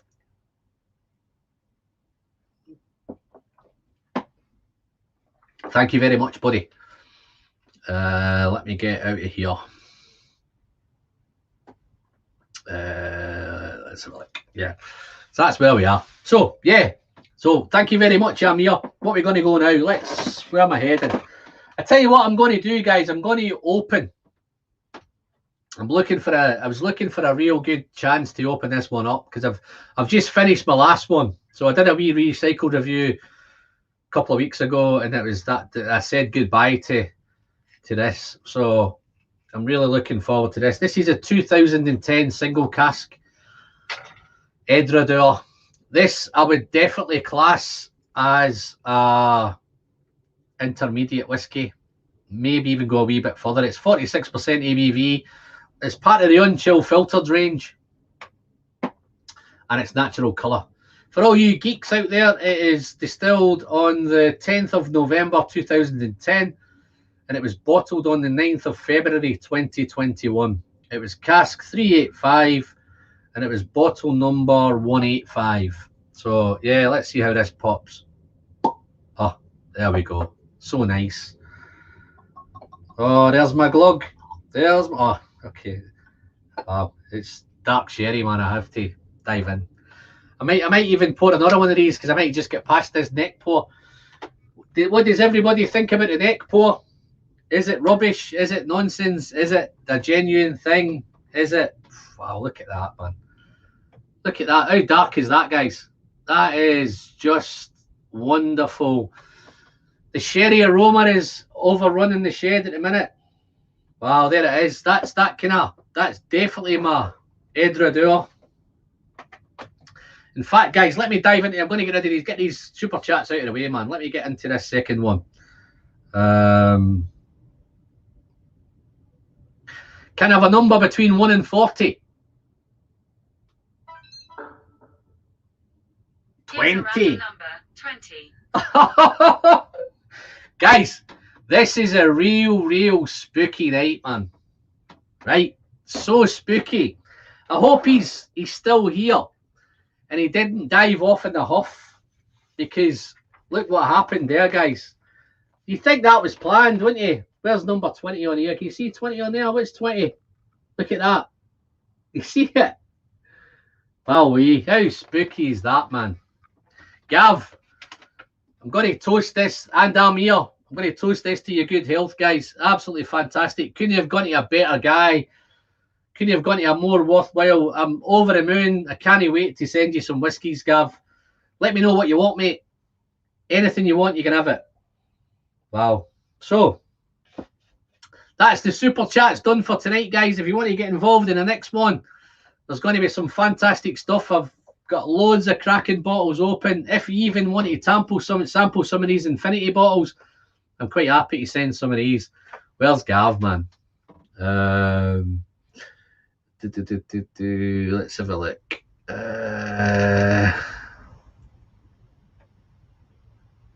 Oh, Andy C. Andy, I missed your super chat there, buddy. So I'm so happy to have a quick sip of this Edradour, the single cask unchill filtered range. I know you're an Edradour fan, Andy, so let's have a wee sip of this, mate.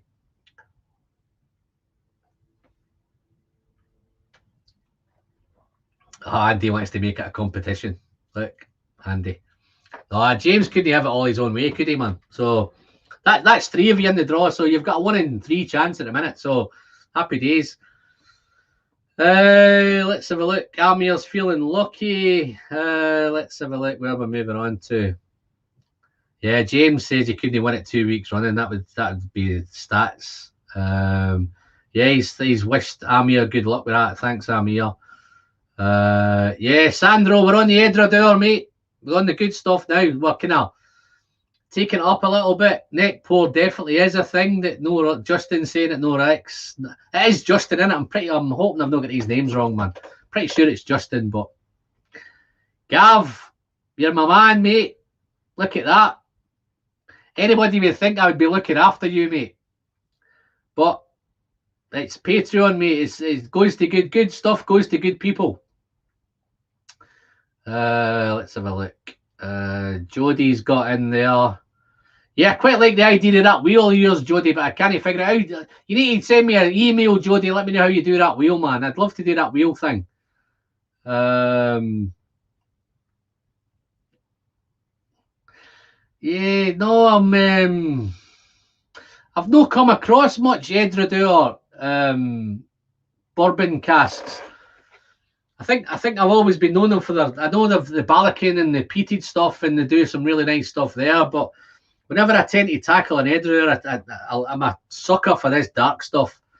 I tell you the other one that I really love, and I would class that definitely as an intermediate whiskey, is the Caledonia 12. Definitely that one. I'm currently searching for a bottle of that in a minute. I'd love to try and get a hold of one of them Edradour Caledonias. Struggling a wee bit to find it at the right money. Where are we? What is Jodie? Congrats to the winners. I have to grab dinner now. It's early evening here in the States. No, thanks for popping in, Jodie. It's nice to see you, buddy. You take care, mate. Wow, Edradour, man. This is definitely, we're moving up now, aren't we? We're into the kind of single cask stuff now. This has got that dirty wheelforname.com, share the screen, add names on the right, and they populate in the wheel on the left. All right, mate, I'll check that out. Cheers for that. Let me make a wee note of that. Let me make a note of who the winners have gone to, in case I forget. In case I end up with 9 hours later and forget who's where. Barza and Gav Gormley. Yeah. Oh, chuff for Gav, man.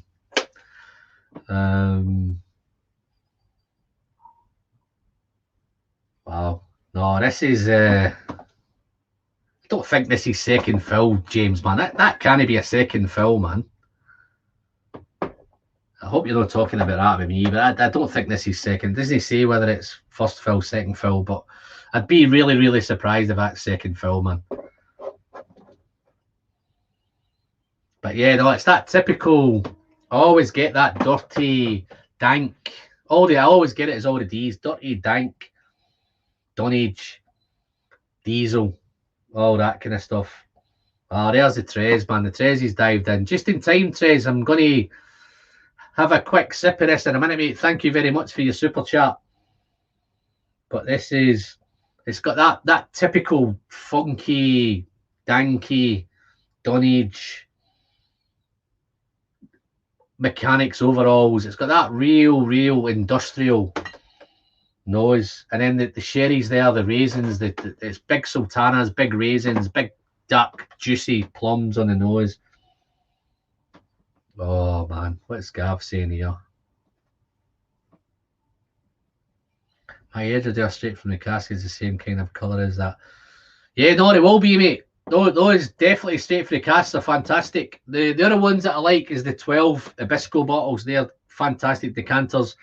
I'm getting to the bottom of my 2005. I might need to try and search another one of those as well. So that might need replacing shortly. But yeah, no, Edradour is one of those. I've planned to visit Edradour twice this year, and I've had to cancel my plans twice.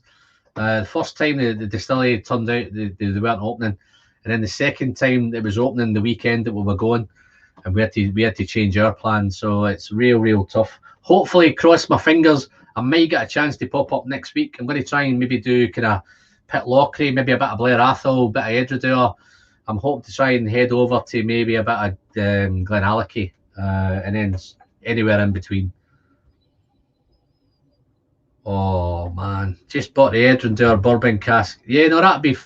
If you let me know what that is, Andrew, I'd love to know what they're like, mate. But I'm definitely a big sherry man, mate. So that comment was bourbon barrel related, Alan. I think I missed something there. Maybe I missed my point here somewhere. Let's. Right, okay. Yeah. Looking forward. This is definitely next level, guys. This is too intense, too kind of complex, too much going on. And I'm pretty sure once I nose this and once I taste this, this will be a completely different whiskey once I taste it as well. But it's definitely got those beautiful sherry notes. Definitely that dunnage, that kind of damp, dank, dusty, musty, fusty. It actually almost smells like a Campbelltown. And I know for a fact that it's not a Campbelltown, but it has that kind of same kind of nose qualities. This Edredure, Sandro, is £50 here in the UK, mate. So it's, yeah, no, it's not. It's unbelievable value at £50. And I think they're pretty much available at £50. But let's have a sip of this. Cheers to, who was I looking at there? Who just did one? Yeah, the Trez. Cheers, buddy. I didn't catch where you were, Trez. Looking like Euros. I think it might be somewhere in Europe, which is fantastically, it's handy, nice and close.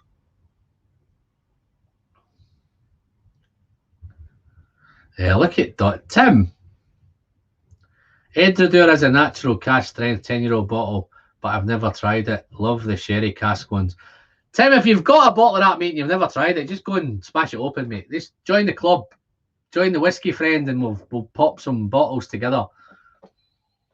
Yeah, no, it's great value there, Sandro. It's outstanding value, mate, at 50 quid. This is a real kind of complex, different type of whiskey. Oh, that sherry one, that sherry 2009 Trez. Bourbon cask strength cost me €80. The sherry one's 2009 or 110, 120 a bottle. It sounds a lot, that.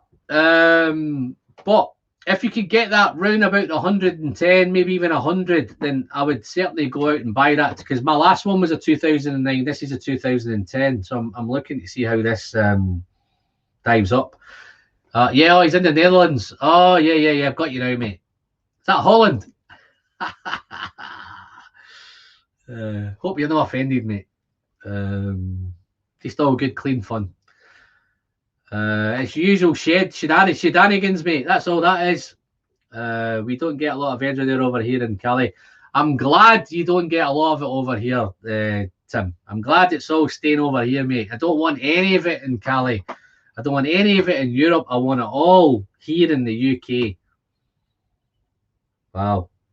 I was going to say you guys don't appreciate it enough, but that might offend you guys over there as well. The bourbon I mentioned is a 2007. Yeah, no, that'll be nice, man. I'm sure it's nice. I don't know if you got it open. Give us some notes. Tell us what it smells like, what it tastes like. Oaks meant that they have a natural cask 10-year-old bourbon bottle. Don't have that one. Yeah, no worries, Tim. Tim, you got any Edredure? I think I've caught up in the chats, man. Yeah, so this is really, is this intermediate? Is this big bad boy whiskey? Are we're heading towards the bad boy whiskey? I think this is a bad boy whiskey. Colour wise, I'd salivate every time I look at it. I'm just thinking raisins and figs and dark fruit and sherry notes, and wow, it's got and considering now that nose when I first poured it, this is the neck pour. It has opened up really, really nicely because it's got a little bit fruitier now. That kind of diesel still there in the background. That industrial note still there. That dampness, that dankness, but it's gone fruitier. It's gone sweeter. It's gone a wee bit more kind of raisins and sultanas and those plums. Lots and lots and lots of dark fruit, man. Wow, there's a man. There's a man after my own heart. I'm hoping it's a man. Yeah, looking at his picture, I think it's a man. Bought the Signature Edredure today. I don't know if you've got it yet. If you've cracked it open, if you've got it there, smash it open, mate. Let us know what it is. Is it a 2009, 2010? Is it one of these single casks? Unchilled filtered range? Wonderful. Look at that, man. It's 93. Gary, what are you doing, man? The Whiskey Friend, no Edredure here. Hopefully I will drink along with your next tram. Why have you got no Edredure, man? Please tell me why you've got no Edredure. This is 50 quid, Mark. I'm hoping now that you're getting that little phone of yours out and you're checking out if you can pick up one of these for 50 quid. Trust me, you won't be disappointed. How you doing, Scotty boy? Where you been, mate? Hope you just getting in now. You just missed the super chat draws, mate. Luckily enough, I don't think you were involved in it anyway, so yeah, no. I did send one to Glasgow. Gav Gormley picked one up in Glasgow, so big chats for Gav. Oh, he's saving it for the weekend. No. Come on. Get it cracked open now, man. Why wait to the weekend? This is the new weekend. Monday night's the new weekend. Yeah, no, cheers, Scotty, the camera. I'm really chuffed with the camera, mate. I think I might need to sort a wee bit of the light. I think I've got a bit of lighting issues to sort out, so I'm going to try and have a wee play around with the lighting shortly and see what I can fix with that as well. But no, I'm loving the camera. Easy to work, easy to kind of maneuver. I called in at Edinburgh recently and it was shut. Yeah, it only opened up a couple of weeks ago, man. Me and Justin were due to go that weekend. It opened up and we missed it. This is the new weekend, my friend.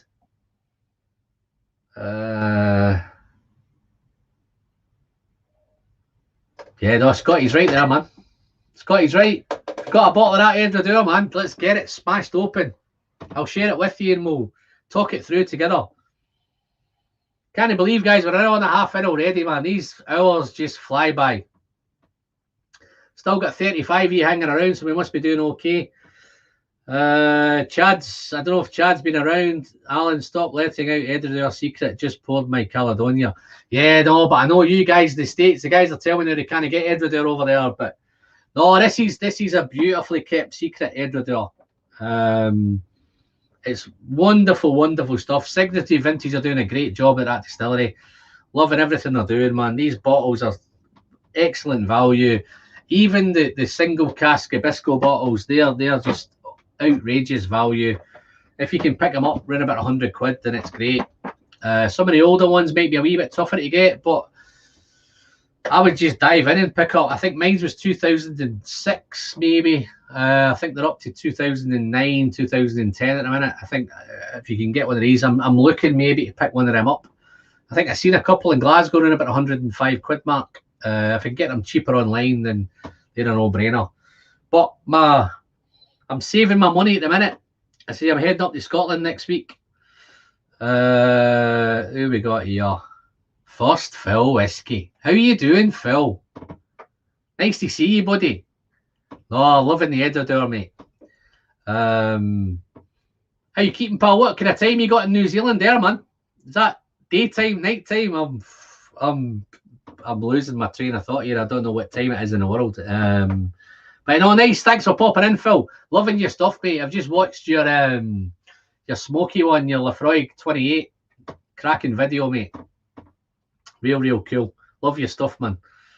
Guys, I'm wasting my time telling you about First Fill Whiskey, man. Anybody that's not subscribed to First Fill Whiskey, make a note of that name and dive over and check him out and click into that subscribers, man. He's smashing those subs in a minute.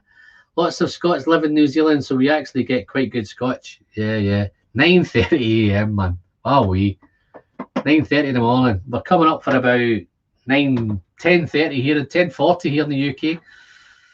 Yeah, nice to see you, mate. I hope you have a fantastic day today, and thank you for popping in. What's your thoughts on intermediate whiskies then, Phil? What would you class as an intermediate whiskey? Would you class it as... We're talking earlier on, I don't know if you probably missed earlier on, but we're talking about those kind of Highland Park 12s, Old Pulteney 12s, Aberlour 12s. There you kind of entry-level whiskies.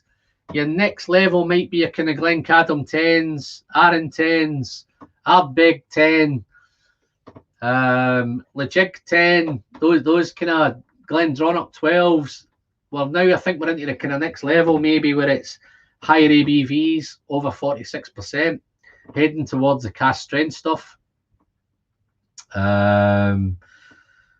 So that's where I think we're at the minute. We're heading into the kind of single cask regions where we're hitting that kind of 50 to 60 pound bracket. And I think they're those kind of next level, what people would class as intermediate whiskies. I'd love to know your thoughts on that, mate.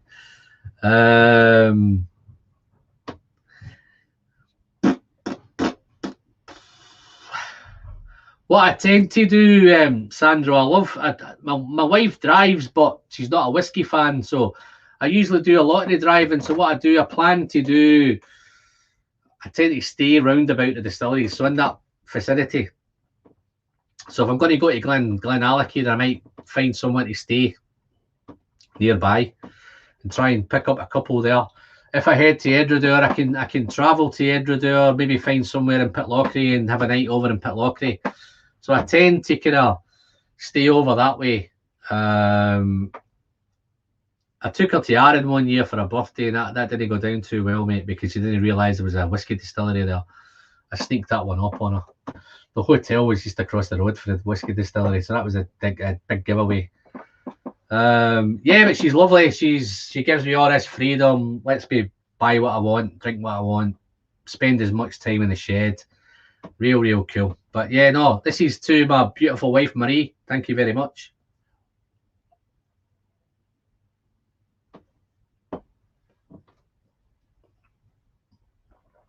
Wow, that is bad boy. Spicy, beautiful, intense arrival. That's where the all the diesel, all the overall stuff, that's all gone now. It's more kind of raisins, figs, dark fruits, juicy dark fruits, stewed fruits. Real nice, man. A bit of spice in there as well. Colour's awesome. Yeah, no. To Marie, big. Let me have another quick sip, man. To my beautiful wife, Marie.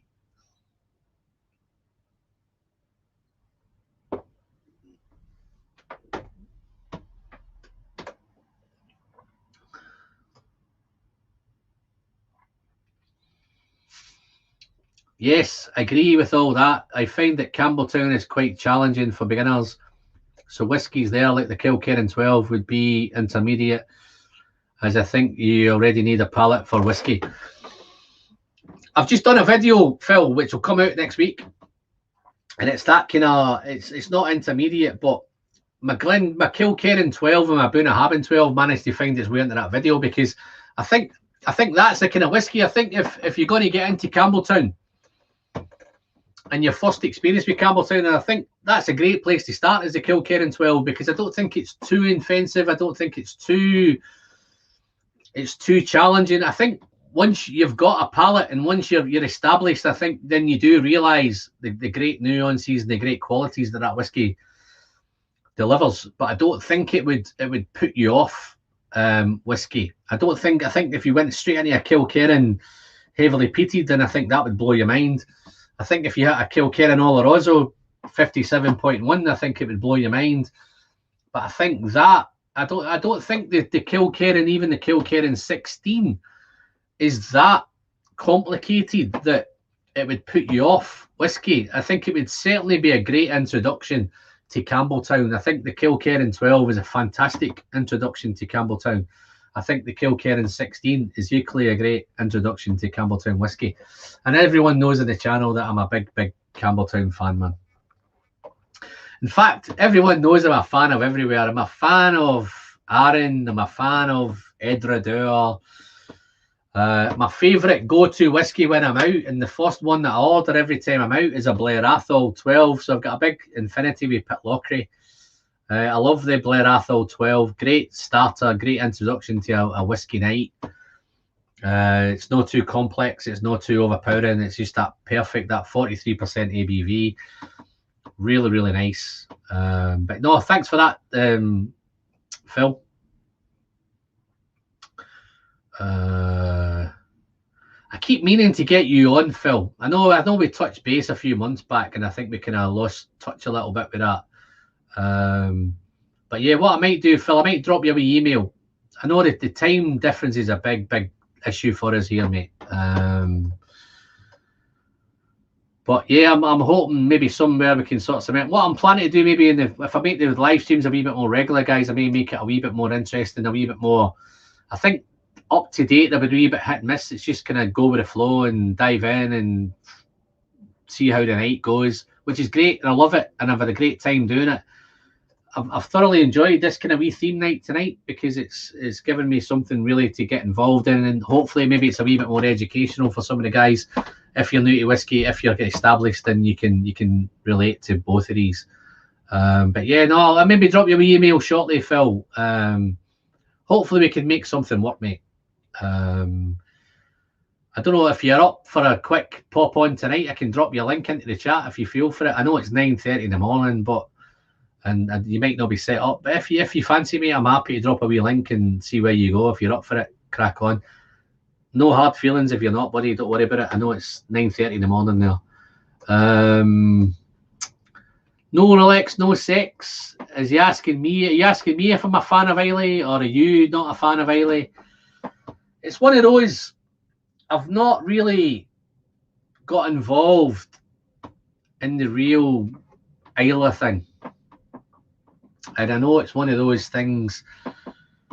I'm loving the sherry. I'm loving the all the other distilleries. I'm loving Edradour. I'm loving Blair Athol. I'm loving where am I going? Arran, Glenallachie,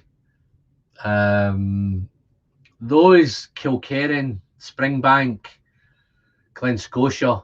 I'm loving Campbelltown. Anything in Campbelltown, anything I see on offer in Campbelltown, mate, I usually just pick it up and I just buy it. No, I'm not I wouldn't say I'm a fan of Islay. My expertise on Islay is probably down to a couple of things. I'm partial to a wee bit of Ardbeg Udigal. I love the Corrie Vrecken. I'm not a fan. I've not went down the Octomore road. I've done a head-to-head with Octomore, but it's a sample of Octomore. I can't see me. I think I pay a wee bit more money as soon as it's got Islay on the label. I feel I'm paying more. I love a wee bit of Kilhoman. I've tried a few Kilhomans. I love Buna. Bunnahabhain is, if I was probably nailing me down to a distillery in Islay, it's Bunnahabhain. Purely because it does both. It does peated and unpeated. Here we go. Let's have a look. Alan, have you ever tried Kahlua 10 unpeated? Maybe the greatest ever, 65.8. I've never tried that one, Steve. I've tried a few Glen Kahlilas. I've done the 12 Kahlua. I've done a couple of indie Kahlilas. I've done a few special bottlings of Kahlua. Look who's popped in now, man. Wait, where you been, Mike? Oh, no, I missed the memo. You've missed an hour and 47 minutes, mate. And if it's any consolation, I think I might only have about another, maybe an hour and 10 minutes left. I'm going to try and cut this at 3 hours, mate. So I hope everything's great over there. And where am I going? Where am I going? Oh, I've lost my train of thought. It'll come back to me. But yeah, no, nice to have you in, Mike. Nice to see you, buddy. What's your take, Mike, on intermediate whiskies, mate? What's your thoughts? Do you have what you would class as an intermediate? Some of the guys have said 46% and above is kind of intermediate, 46 maybe to 50. And then when you get to the high stuff, you're going to bad boy whiskies. I think this is a bad boy whiskey at 46%, I must admit. But you've missed the super chat draws and everything, Mike. I'll just recap on what you've missed as well. You've also missed, I'm probably sure you've caught up with it somewhere else, mate, but I'm very, very happy to be involved in the Roy and Ralphie's thing about the online Scotch Whisky Awards. I'm very, very humbled to be one of the channels that's chosen to get involved in that. I've put in my picks. I've done all my bits and pieces. I'm looking forward to seeing where it goes next. I'm just putting that out there, guys. Hopefully all the guys in the community, I think it's going to eventually be decided amongst the community. It's not going to be decided amongst distilleries and marketing and all that kind of stuff. So you guys, I think, are going to get the final say on the matter. That's my understanding of it. Don't quote me if I'm wrong or not. But if you want to go, Mike, and check out that online Scotch whisky, it's oswa.co.uk. Fantastic. Roy's put some great work in there. You can actually go and check out all the channels involved as well. So there may be a few channels that you may not have come across. I'm sure you've come across most of them. I think hopefully as the year, this is the inaugural introduction of it. And I think hopefully it grows and it grows and it grows and more channels get involved and it goes down that road. And then there's nothing to stop bourbon guys and all that getting involved, doing a bourbon version of it. Mike's in the Midwest. No, but I know which. Mike, tell me where it is, man. I can't believe I've missed it, man. Jerry's still here, man. Jerry, how's the poker going?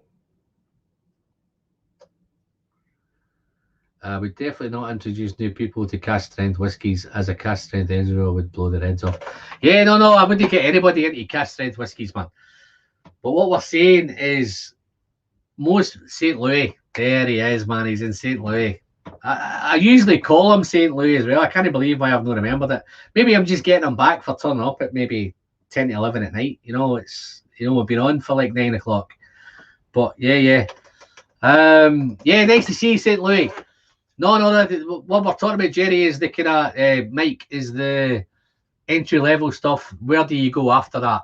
A lot of people, journeys, they're all in different stages, different levels, different regions of whiskey that float your boat. Some people like the smoky stuff. Some people like the sherry stuff. A lot of people like the really bourbon cask influence.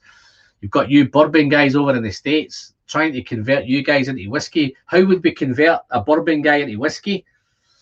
Maybe that may be an idea from you and Jerry. How would we convert somebody from, where would I send somebody who's a mad bourbon fanatic? How would I send them into bourbon? Where would you send them? There's a good question. I'm putting a question out to you guys, you American guys in the chat. My first cask strength was Aaron Bodega. Lovely, never found too intimidating. Yeah, no. The Trez, I found this Aaron Bodega and the Bothy, 2 cask strength whiskies, £72. My biggest mistake is I didn't buy more of them. Love it. Love that sherry dram. Boona 12 converted. That would definitely be, for me, would be yeah, I can see Americans there. It's got that sweetness. It's got that subtle, beautiful, kind of dark, fruity, velvety texture. 46.3% ABV. So it's got a good, it's that 90, what's that, 92.6, something like that. So it's just dropping you over that kind of 90 proof bourbon. Yeah, I can see that happening. I'd be thinking maybe Glencadam would be a great place to go, particularly with your hot climate. Glencadam, R10 would definitely, I think I would tackle maybe sending that to an American guy or American bourbon drinker or American woman even. No discriminations here. Where's James? What's James saying? Give him a port finished Angel's Envy, then add some Peat Beast.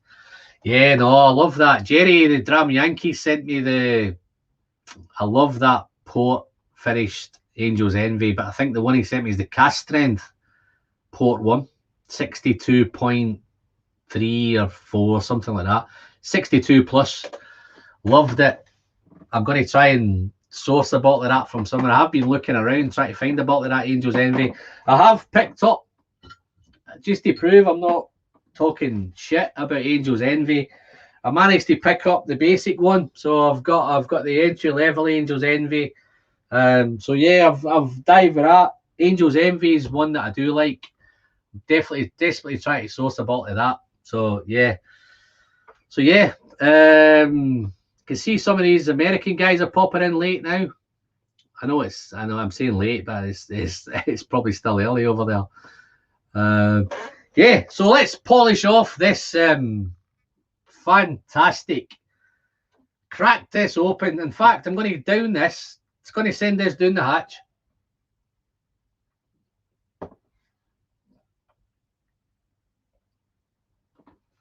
Aye, that's so dark. It's so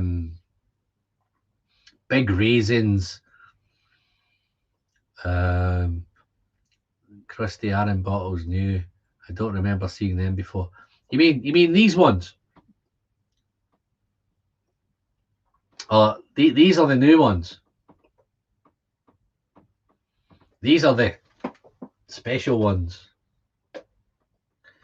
And these, I don't know if you can see down here, but let me get rid of that. These are the peaty ones down here. So let me, guys, Mo, look at that bad boy. Oh, look at that, man. That's my bourbon infinity bottle. And this is my Scotch infinity bottle. I need to find myself some labels for these, but I just picked these bottles up recently. And just for the peat head guys, it's turned up. I have a peat one as well. Oh no, these ones here, Mike, these are special. These are the smuggler bottles.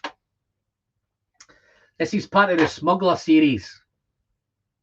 They have these beautiful, fantastic. Let me see if I can get one of these down here. These are incredible. Look at that. This is how great Aaron is, right? Look at that there. Looks like a book, doesn't it? That is the Smuggler series. That's the first one that came out. But look, and the whole idea of smuggling. Look, we've got here, Mike. Look at that. The bottle gets smuggled in the book, man. Beautiful. Real nice. These are a wee bit collectible at the minute. I've got the full set of them.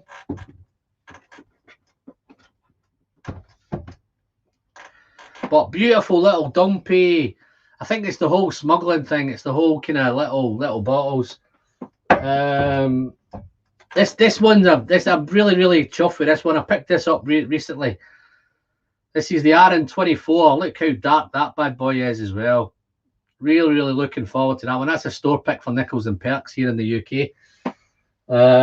Really nice. These are the new dumpy bottles. No glug in those bottles.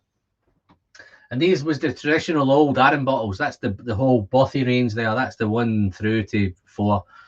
And the new Bothies in the new bottle. But yeah, no, love Arran. In fact, I'm going to get past that neck pour, guys. I know Mark Slinger's hoping for me to pour something else, but I'm going to have another quick sip of this. Hopefully I'm past that neck pour now. Am I past? Yeah, I'm down onto the shoulder now, so absolutely, hopefully looking forward to this. Yeah, no, it is one for the library.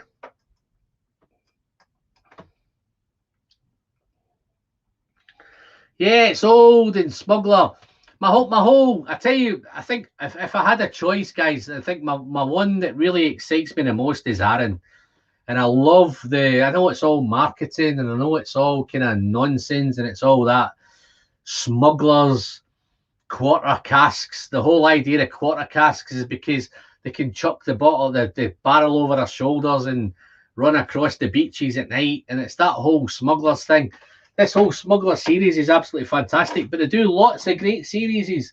Aaron, this is the Macri Moor, the peated. In fact, I'm going to do a different one. Let me just show you the other one here. Aaron does lots of these great packaging and great seasons, right? But this is the Macri Moor, right? And just to give you an idea, I think Isla should take note of this, right? Because Aaron's got it nailed on. And it's no surprise that James McTaggart is from Arran. So look at this bad boy, right? Black bottle, right? You see all that label? That label is etched into the glass. There's no label on it. It's just the pure glass. Absolutely love it. I love these tall bottles. I've got a couple more inside. I have the Devil's Punch Bowl inside. I've got there's 3 of those. I've got there's 3 of those, the cask strength peated Arrans. Let's talk about Fingal, man. I know we started this off as a kind of intermediate, but this is Fingal. Check out Fingal, guys. Fingal is awesome, man. He's from Arran, right? What was I going to say about Fingal? Oh, I can't see. It's too dark. Here we go. On the west coast of the Isle of Arran lies a windswept and mystical peat bog called Macri Moor. Bronze Age stone circles and standing stones are strewn across its barren, undulating terrain. One of the stone circles is known as Fingal's Cauldron Seat, where sits a stone with a carved hole. The legendary warrior giant Fingal is said to have tethered his favourite dog Bran to this stone. I love all this nonsense, man. I know it's all marketing and it's all great, but Fingal's there. Let's just point out, guys. You see on the Macri Moor, you've got Bran. Bran is the dog. Love it. I love all the marketing at Arran. I love all that history and all that nonsense, and it's absolutely awesome. And I have the Fingals. They've got a sherry one here as well, man. Let's have a look. There's Fingal again. Look at Fingal, man. The warrior giant Fingal. Absolutely fantastic. Both great drams. These are all open, by the way, so these are not kind of... I'm a big, big Arran fan. I think I missed a super chat there.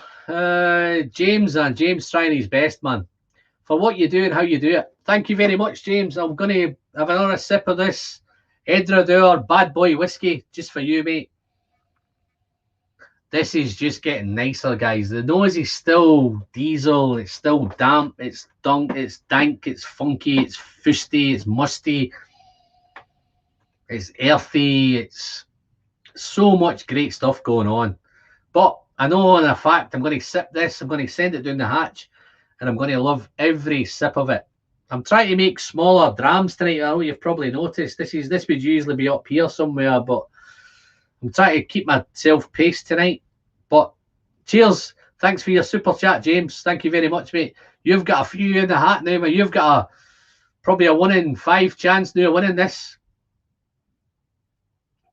I hope you win it, mate.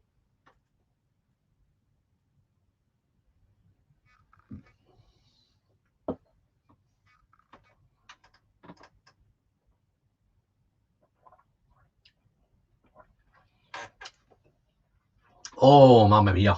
I'm loving that. I was going to take a little sip of that, guys, but as soon as it hit my lips, I got carried away and sent it all down the hatch. I'm all about responsible drinking, but that's awesome whiskey, man. So if you ever get a chance to come across one of these, folks, snatch it, pick it up, dive in. You won't be disappointed. If you do buy one and you don't like it, drop me an email, send it to me. I'll take it off you, man. No problem. Let's pop this back.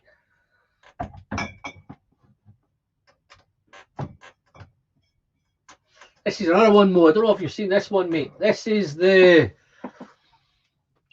special as well. This comes in a really nice box. I can't get the box up there, but it comes in a beautiful box. This is to celebrate 21 years at Arran.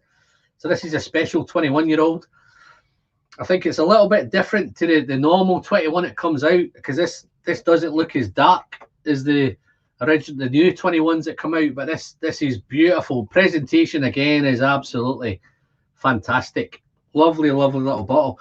The box is so delicate. I'm terrified every time I pick it up. That's why I've not brought it out here. It looks so delicate, but let's pop that there. And I may as well do the last one here, which is again, this is another series. This is Brodick Bay. This is another place in Arran. That's a 20-year-old. This is part of a triple selection. There's 3 of these. Absolutely fantastic stuff. This looks, again, it's a little bit more kind of bourbon influenced rather than sherry influenced. Single malts whiskey, 21-year-old. Beautiful. Comes in a nice little tin with this one. So, that's me done with Arran. I don't want to turn into an Arran night either. Let's have a look. What I've missed. Here's one here, man. My local store has Arran Excisemen Smugglers on the shelf for 168. Is it worth picking up? They've just got the new 18 bottles for 149. Little pricey, if you ask me. That's dollars, isn't it? So that's probably going to be what, about 120 quid, something like that. I think for an 18-year-old Aaron, I think it's okay money for the 18. If it's about 120 quid, then I think you're in the right kind of ballpark in the States. The excise one, I'll be honest with you, I tried it at a distillery and I enjoyed it. But these ones I've got here, I probably won't drink these because they're worth too much money here at auction. So 168, that's probably what, about 130 quid, 100 and it's touch and go. If you want to take a punt and try that Aaron, if you want to have it on your shelves, it looks great on the shelves. But I probably won't. What I paid for these, I could crack them open. But it's like these Macallans, they're probably worth too much money now to crack them open. I don't think the whiskey would live up to what kind of value they're worth. Don't get me wrong, guys. I'm not going to say I'm not going to crack these open ever. There might come an occasion when I might get daft on a live stream one night and just smash one of these open and see what it tastes like and share it with you. But yeah, if you can pick the Aaron, that 129, I think that's pretty much Aaron 18. You're probably looking at about 80, 90 pounds here in the UK, so that might be a wee bit. I think that looks okay at 129. I'd smash it. Glen Scotia is my top 3 list, mate. You introduced me to it and is never disappointed. Yeah, if that's the 15 you're talking about, I think, in fact, all the Glen Scotias are great. The double cask is great. The 15's phenomenal. The Victoriana is awesome. If you're heading towards that peaty version now, the Victoriana is great. There's so much great stuff coming out of Glen Scotia, and I always see it as the kind of what's the word I'm looking for? It gets overshadowed with Springbank, and I think it's starting now. I think at one point it was dilapidated. It was in a bit of a mess. They've managed to put that right. The Loch Lomond group has taken that over, and they've really invested some money, and it looks fantastic. They brought it back. And I don't think it gives as good as it gets now with Springbank and Kilkerran. Love the stuff, love the 15. But I've just downed that Edrador. So what we're going to do next, guys, what would you guys in the channel recommend as a kind of intermediate whiskey? And if I've got it, then I'll kind of crack one open and share it with you and see what we're thinking, what we're talking about. But yeah, Lachey, look out for. Oh yeah, no, I don't have the Cotti Rotti. I have one better. I have the Amarone.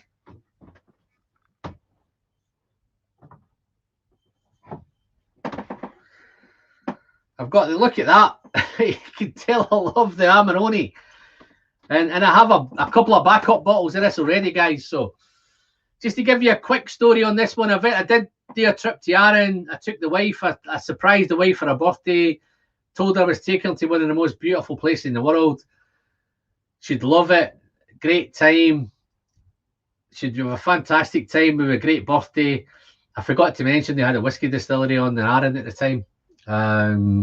She caught me out as soon as we got there because we had a great trip up. We got on the ferry. We did the great ferry trip. Got off, had a beautiful drive down into Loch Ranza.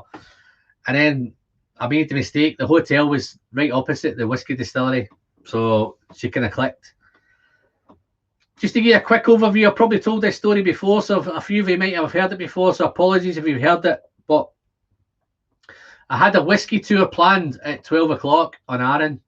Spent a great breakfast. She said to me, why don't you postpone that? See if you can ring them up, postpone that tour. Let's do a little whiz around Arran and come back a bit later and do the whiskey tour. And at least, because if we go and do the tour, well, day's done because I'm going to be simple and loads of whiskey, which I thought, yeah, great. So I rung them up. Says, listen, great. Can I cancel that tour? Can I come back a bit later on? So they invited me back about 2 o'clock. I think it's 2 o'clock, 3 o'clock in the afternoon. So we had a great whiz around Arran. Came back to the distillery. Sat down, did the tour, had a tasting, and it so happens that the 12 o'clock tour had 35 people on it and 35 people on the whiskey tasting, which I would have been on originally. Whether it's fate, whether it's luck, the 3 o'clock tour had one on it, which was me, and it had a 1-to-1 tasting. I was the only guy on it. So the great news was I sat down. My wife was going to be the designated driver, but to be fair, she didn't need to be because we're only across the road from the whiskey distillery. We sat down, did the 6 drams, tried them, great, bump. And at that stage, guys, it was my first kind of experience with Aaron. I'd bought lots of Aaron, but I hadn't drunk a lot of Aaron. And then what happened was, as I'm going through the tasting, I've got chatting to Robert at the distillery, guy with his kilt on and all that. Great little lad. I've got my pictures out. Pictures of this and pictures in the house and all the Aaron bottles that I had. And I had, there's a Macri Moor. This is a Macri Moor cask strength, but there's a Macri Moor peated without it being cask strength. And I had the full 7 of them. But the batch 4, I didn't have a cask for it. I had a tin and a box for it. And wherever I went, I could not find a box anywhere. Every time I seen the batch 4, there was no box, there was no tin, there was no nothing. So I didn't think there was a tin. And I got chatting to the lads. I says, listen, guys, I've got to look at these pictures. I've got all these Macri Moors, like this full 7 of them. But batch 4, I don't have a tin. And to be fair, Robert made a call. 5 minutes later, a guy comes down and gives me a tin for the batch 4, which was phenomenal. I thought it was awesome hospitality at Aaron. As we went through the tasting, I've done these 6 drams. Loved every one of them. This was the one that kind of highlighted for me at the 6 dram tasting. I had the Sauternes, I had the Aaron 10, I had the Bothy, I had the I think there's a couple of cask finishes, the Ruby, not Ruby Port, there was a Sauternes, I think there was a Madeira cask as well. So I did a few of the casks, Sauternes and Madeira, Aberoni. Loved them all. And as I got chatting, he says, oh, I love you. Your pictures are great, man. And I says, I've got this. And I could see them up on the shelves behind me. And he said to me, have you tried those? I says, no, I've got them at home, but I've never tried them. I'd love to try them. He says, which one would you like to try? And I says, well, I'm going to start anywhere. I may start with the first one. So he pours me a dram of the first one. Loved it. Fantastic. And I said, what does the second and the third one taste like? I'd love to know what it tastes like. I know I'm pushing my luck here, but he ended up pouring me the 2. Then I get into the smugglers. Then I get into the batch 1, the batch 2, the batch 3. I've tried all of them. He's looking over his shoulder. He's pouring away. My wife's thinking, what's going on here? I had a fantastic time. I must have tried 15 or 16 Aarons. Bothys, Macri Moors, peated, unpeated. Smugglers, done them all. Absolutely wonderful stuff. And then he came down and he says, what's your favourite? And I thought, you know what? This is my favourite. Right? He said, well, you know, you can buy that in the shop. So I said, I'm going to go and buy a couple of bottles of that straight away. I love this Amarone, this dry. When I sipped on it, in fact, I'm going to pour a wee bit of Aaron here. This is what I would call, this is 50% ABV. So this is...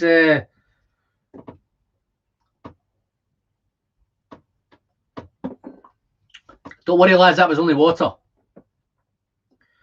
So I poured a wee bit of this. But what I have noticed with this one, as my palate has progressed, this is now not my favourite Aaron. It's still fantastic. But on that early journey that I had, this blew me away because it's the first expression of whiskey that when I sipped it, it sucked all the saliva straight out of my mouth. I could hardly feel my tongue. I couldn't feel anything. Blew me away.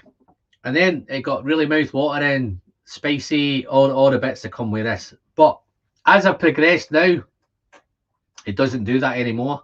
But it's still a fantastic whiskey. If you're new to whiskey, I'd highly recommend this Aaron Amarone. I've got a cask strength Amarone here as well, which I've not cracked open yet. But this is 55% ABV Amarone. And I know this is going to be absolutely fantastic. So I'm really looking forward to finding a great time when I can smack this one open. But let me try a little... I think I'm not missing loads of chat here, but let's... Whiskey Neighbour, man. How you doing? It's so bold. Great price around here too. Yeah, no, it's great to see you there. The Whiskey Neighbour, man. How you doing, buddy? Thank you very much for popping in. It's John, that, innit? John, fantastic, John. I'm a big Amarone fan. Love this. It doesn't... If you were new to whiskey, then I think this would be fantastic. It gives you that first impression of 50% ABV. I was at that stage. I'd not tackled 50. I don't think these are anywhere near that. I think they're kind of where we're looking at. These are into the cask strength whiskies, but this is the one that set me alight on the day. Love it. Still love it. As you can see, I still love it. John, I don't know if you're up for coming in for a chat, mate. Have a quick dram with you. I'm not planning doing a 9 hours thing, so don't worry. I'm not going to stay on for 9 hours, mate. I'm doing a short one tonight. But I don't know what kind of time it is in Canada. I don't know whether it's crazy time, it's early in the morning, or whatever it is. If you fancy it, I'm going to pop a little link into the chat here, mate. If you fancy it, if you're set up, then it'd be great to have you in for a chat. Let's see if I can do that. I said tonight I wasn't going to invite loads of people in because that's when I tend to end up having the kind of hardcore stuff and 9 hours and all that. I ain't doing 9 hours tonight. Taste and sensibility, man. How are you doing there, buddy? Nice to see you. I don't see enough Aaron expressions here in the States. This is a fantastic distillery. It's young. See, they've just released their first 25. So in relation to other distilleries like Glenallachie and Bowmore and Ardbeg and Lagavulin and all those distilleries and Glen Turrets and all that kind of stuff, this is early days. 1995. Great story, Aaron. 1995 they built the distillery, but they had a set of... This might love... You American guys might love this. They had a set of golden eagles who were hovering around the building of the distillery. And I think they nested in the turrets of the distillery. And they're protected in Scotland. So the whole build got put off for about a year while they sorted out these golden eagles. The golden eagles to this day still kind of hover around Arran. I don't know if you can pick them up anywhere on here. They're usually on a lot of the bottles. Yeah, they're just on the... I don't know if you can pick it up on here, but they're on the bottle here. I think it's the same sort of eagle that Eagle Rare use. It's that same sort of picture. But yeah, no, lovely stuff. Love this Aaron Amarone. This I would class as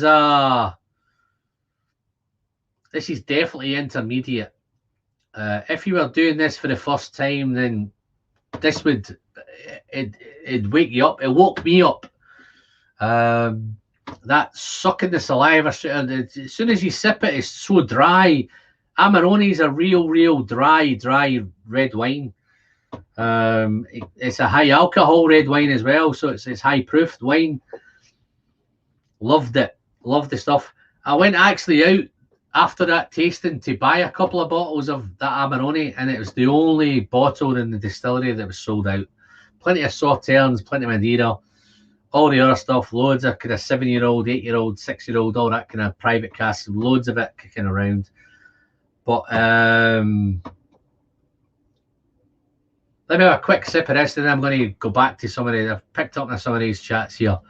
I think the Whiskey Neighbour's a wee bit busy. Oh, John, I wish you could, so I really am working spreadsheet stuff on the other monitor.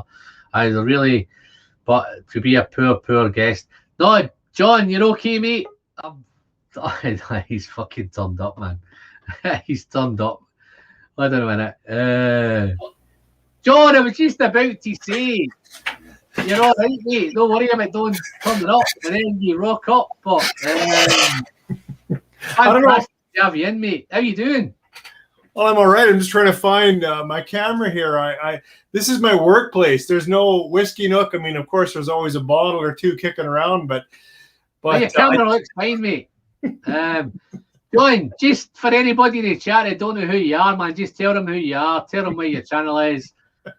Let them know about it. I'm sure they all know who you are, man. Oh, Alan, you're the best. John, a whiskey neighbor, a fellow in Canada. Love talking about this liquid of life that we enjoy sharing, and just honored to be pulled into the show. I just thought I'd drop in. I kind of listen to your thoughts while I'm working on a spreadsheet over here. Well, here we John, are. I hope you are just dropping in because I don't want you to be like other guests that I've had where I end up doing 9 hours, man. So I hope you're not one of those guys. I don't know. It sounds fun. My last, John, I don't know if you watched my last one, John, but I don't remember the last 2 hours of it. No, I didn't. I went for 9 hours and 5 minutes, and I can't remember from about 7 hours onwards. Dustin and Ken in Australia, they kept me going and kept me drinking whiskey, and before I knew it, I'm doing lots of cask strength and lots of... When I came in the next day to tidy up, I had like 17 whiskey glasses kicking around, so I had a real good night. I went on my way back to the house. I went back to the wrong house. I nicked on my neighbour's door, wondering why I can't get in, wondering why the door's not open. But yeah, it's tough. Oh. The shed's a wee bit down the road, so I'm away from the house. So I took the wrong turn and ended up in the wrong place. That's a great story. A great story. I had a fantastic night. 9 hours, mate. I broke my record by an hour and 10 minutes, man. So we ain't going to do that tonight. So I hope you're not planning to hang around for 5 or 6 hours because that ain't happening. Well, I would love to, but I really can't. Here's what I want to know then, John. I've done a theme tonight, and the theme tonight is intermediate whiskey. So what do you class as intermediate, right? I'm thinking 40% Highland Park 12, Old Pulteney 12, Glenfiddich, Glenlivets, Annock 12s. Those are your kind of 40%ers that introduce you to whiskey and get you that kind of feeling of whiskey. Then once you've got used to spending that kind of 20, 30 quid on a bottle, are you going to spend 30 or 40 quid a bottle? Where do you go after that? So do you then look at kind of Glencadam 10, Arran 10, Ardbeg 10, Lashig 10, and then how do you get to the 50, 60 pound a bottle? Yeah. One question I have, if you've addressed it tonight, is when do you consider independent bottlers? Like I have with me here, I just got this. It's not an expensive independent. It's not their higher class. Yeah. But it's, when you get Craigellachie, because I would say I don't have a lot of whiskey here. Really, it's my nook. This is my actual working office, sort of. What are you doing with whiskey in your office, John? Anyways, so like you were talking about entrance, and I think this Craigellachie is just on that edge of entrance, right? It's not my first recommendation for people just getting into Scotch. It's got a little more. Some people tonight class that as an intermediate. Yeah, it's right on that edge. Yeah. And where I was going is, but when you want to, like, okay, how do I find out more about Craigellachie without spending, like the 17 is quite expensive where I am. Yeah. And so, this is an independent bottle of Craigellachie. It's only 9 years old. But it definitely, non-chill, like it's a really nice non-chill filtered natural color, 46%. And I think when you've come off your entrance, you got a pretty good idea of what generally Speyside is like, and you've been over to Isla and you've kind of run around Campbelltown. You're like, okay, I think I know what's going on. Then I don't think it's a bad idea to start playing in some of the independent bottles. Yes. They can be hit and miss. Like, don't get me wrong. There can be some misses in there. Well, just to give you an idea, John, I've put a video, a cheap plug coming out now. I did a video today. Yeah. As you probably know, I'm a Glenallachie fan. Yeah. I did an independent bottling Glenallachie. I did an AD Rattray Glenallachie, right? Okay. And 65.9% ABV. Nice. And I titled the video "Gunpowder in a Glass." Right. So that Glenallachie is so much different to a Billy Walker Glenallachie now. That's an independent, that's an AD Rattray independent bottling. Yeah. I picked it up for £50, 65.9. I thought, what have I got to lose? And it's the first video that I've ever done on the YouTube channel, John. And I've put water in it. Right? Oh, Not only did I put water in it, I put 3 teaspoonfuls of water in it. Right? And it was still gunpowder in a glass. So it's that young, it's a Glenallachie 7.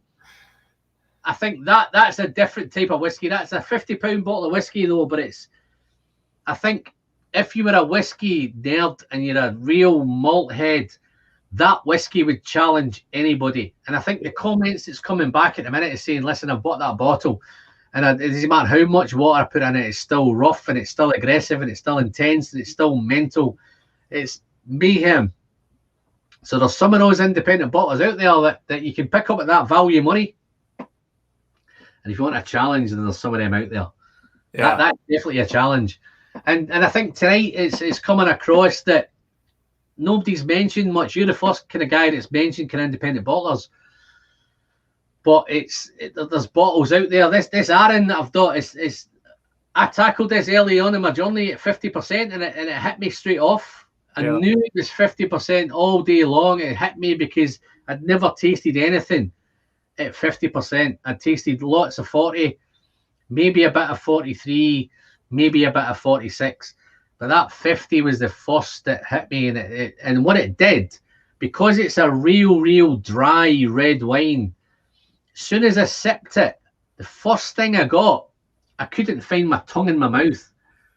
I didn't know where my tongue was, man, because it just sucked everything out of my mouth.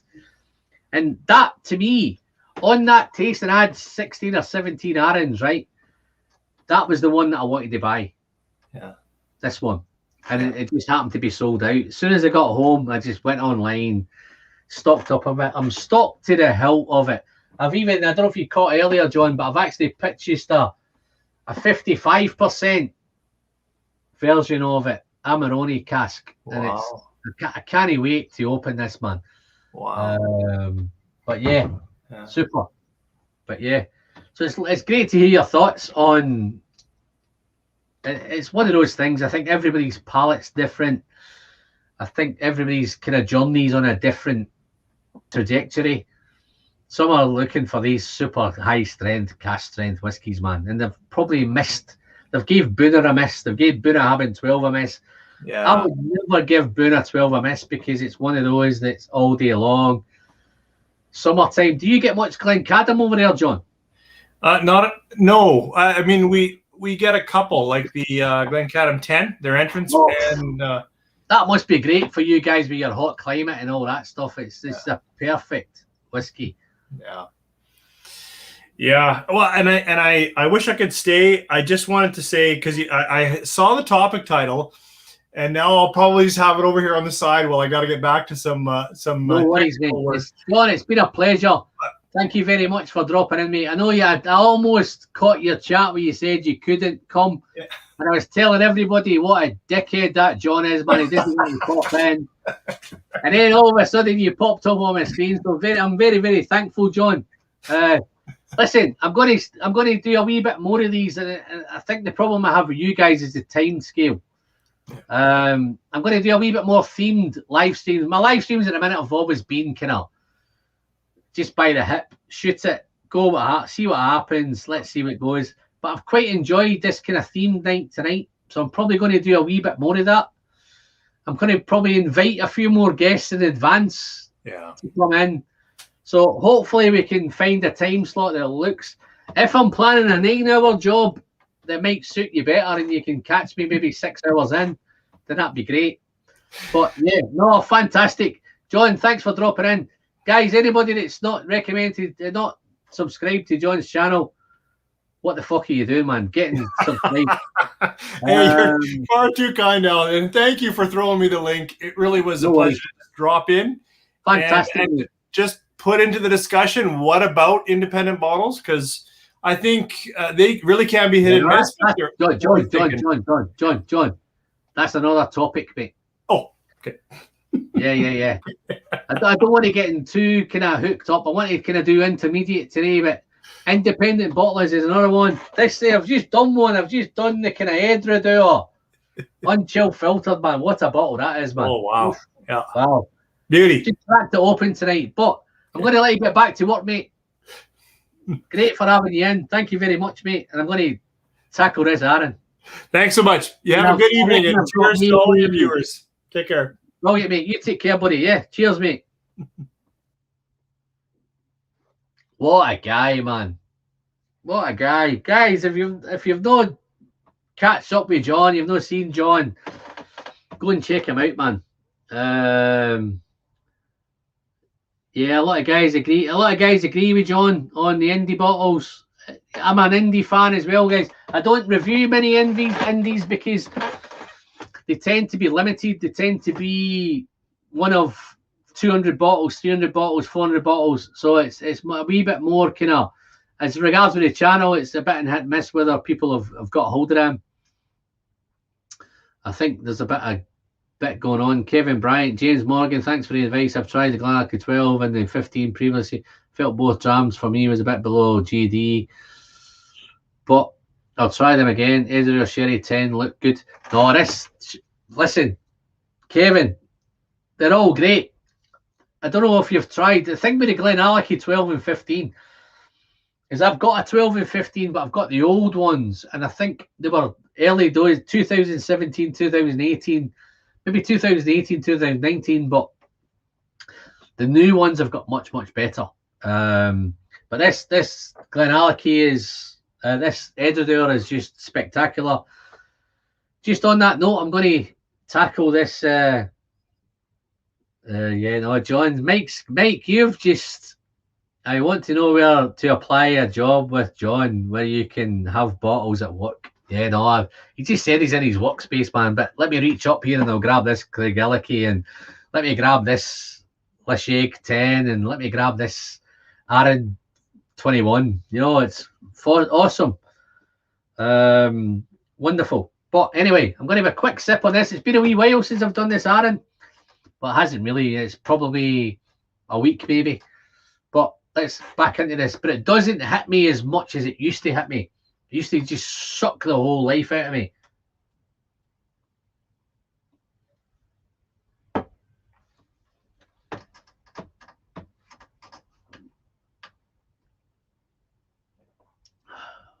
Oh, wow. That is still nice. It's intense. It's powerful. It's 50% ABV. It's peppery. It's spicy. It's not as dry as I remember it back in my early journey. This is where I think your palate changes. This blew me away on my trip to Arran. And I tried better Arran whiskies, and this still blew me away. But now, I think if you're starting out in whiskey, you're starting out in Arran, and you've not hit the 50% ABV stuff yet, if you're still on the 43s, 45s, 46s, this will certainly wake you up. Absolutely wonderful stuff, Aaron. So, I'm heading now, guys, to 2 hours 35. I've got a couple of bottles still planned. I think I'm on track. I'm on time. Please feel free if you want to super chat the channel and you want to get involved. I think I've only got maybe 5 or 6 guys in the run at a minute, which is great for them. So if you want to make it a wee bit more interesting, please drop me a super chat, guys. No limit, no whatever. I'm happy to send whiskey anywhere in the world. So it doesn't really, it's not about the money. I just want to share the whiskey. And I'd love more people from different places to pick this up. Whoa, I've got Whiskey Nose. How are you doing there, Whiskey Nose? I think I caught up with him. I'm trying to think of this guy's name, man, but he was on with Jody, and I can't remember it. Please forgive me, my friend. I forgot your name in a minute. Drop into the chat. Let me know. Another little bourbon channel, folks. If you want to check out the bourbon channels, this fella's the guy to look into. Great little videos going on. Wow, where'd that come from? what does I look for? What am I looking at here? Do you know the bottle date of the new Glenallachie 12? Mine are February 21. No. I think 2021. I'm thinking I did a review. Have a look at my review, Justin. I did a new Glenallachie 12. And I did a bottling date. I'm not sure. Time just flies a minute. I think it might have been June 2020 is the new ones. If you check out that video, it'll tell you, because I definitely put on it was one of the very first batches that came out, and I think it was June 2020. I'm not sure if it's June 21, but it's definitely, if it's a June 2020, then you're all right with them dark ones. Is it that? Listen. You'll know it when you look at it. It's as dark as this, man. It looks like that. The old 12 looks like that. So that'll give you an indication. If it looks anything like that, then it's the new one. The Dram Yankee's got to be home in 20 minutes, man. He must be on a losing streak. Let's have a look.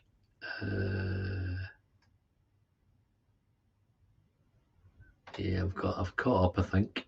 What am I going to pour now, guys? What should I pour? I can't see you guys tell me anything to pour. What do you think is what would you class as an intermediate? What's your favourite intermediate whiskey?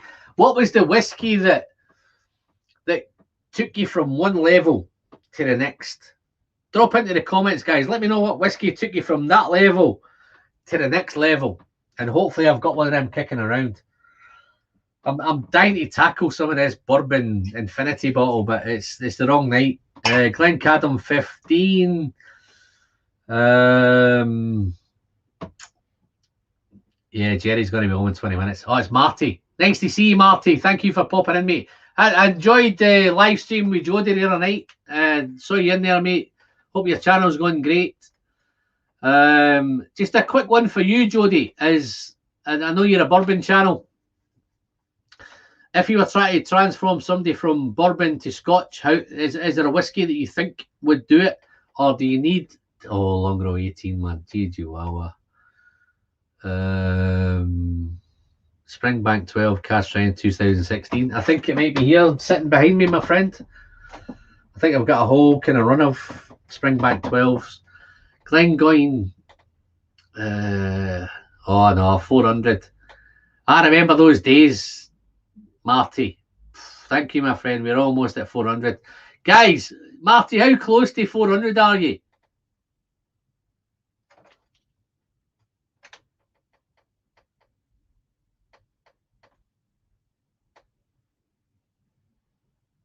Yeah, I've got a few kicking in now, man. There's a few kind of next level whiskies.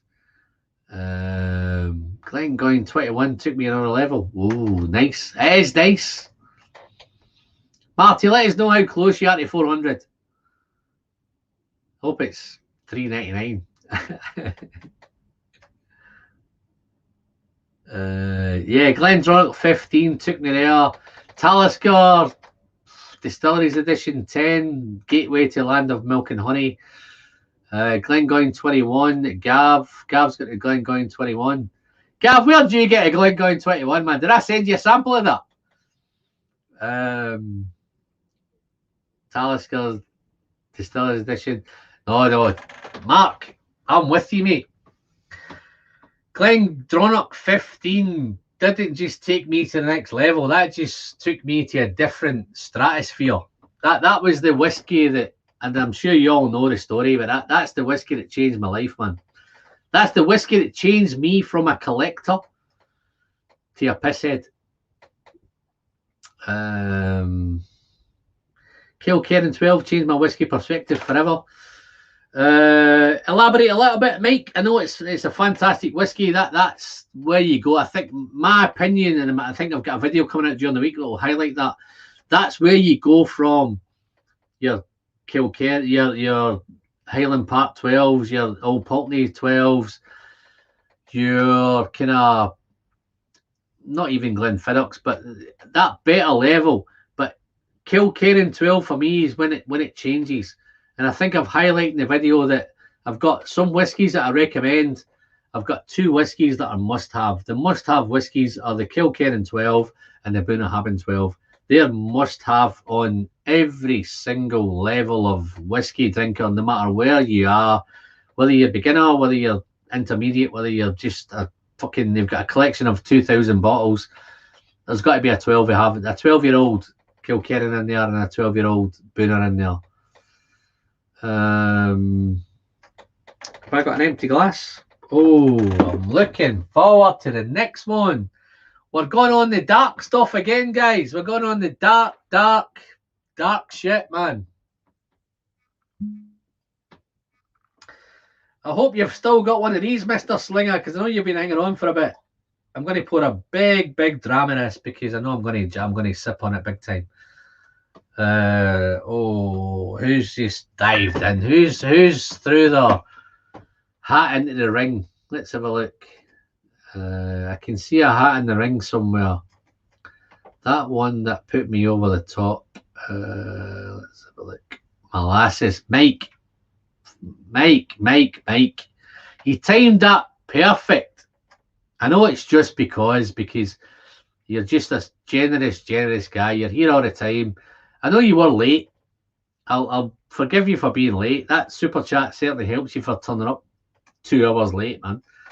You probably thought, oh, he's got to go on for 9 hours so I can turn up a couple of hours late. I don't know whether that's the kind of feel that people have at the minute. But your timing is perfect because look at that bad boy, man. Is that a bad boy whiskey or is that just a kind of intermediate whiskey? That's certainly not an entry-level whiskey. This is 57.8.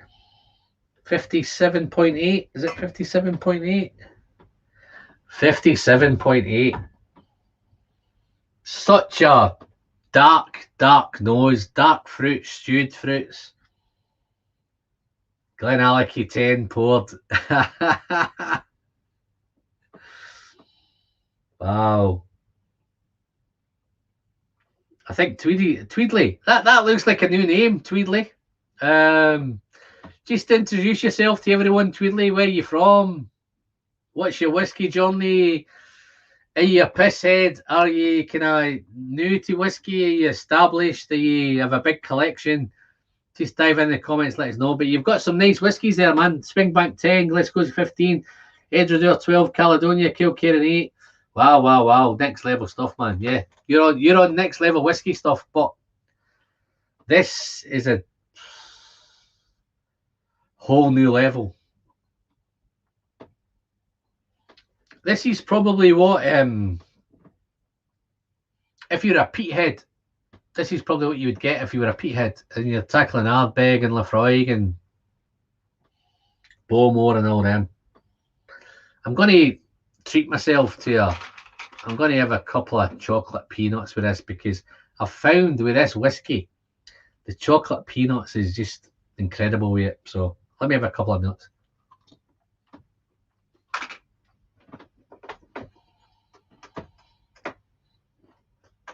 Such a dark nose, dark fruits, dark cherries, dark fruits, plums, raisins. The list goes on. It could go on and on and on all night.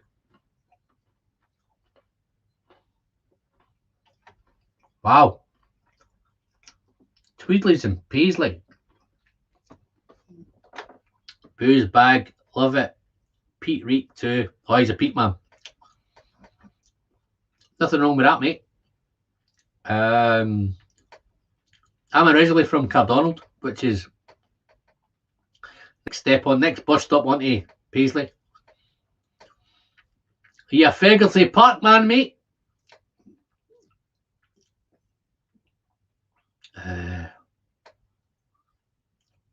Love chocolate with many whiskies. No, I tend to find with this one, I found with this one, chocolate peanuts just... I don't get a lot of chocolate in this. I don't get a lot of peanuts and all that stuff in it. But when I mix the both, it's incredible. What a beautiful, spicy, honey, dark fruits. It's raisins, figs, all that usual stuff on the nose. It's a real nice. I don't think it's the best Glenallachie 10 nose that I've had. I think I preferred the 5 on the nose.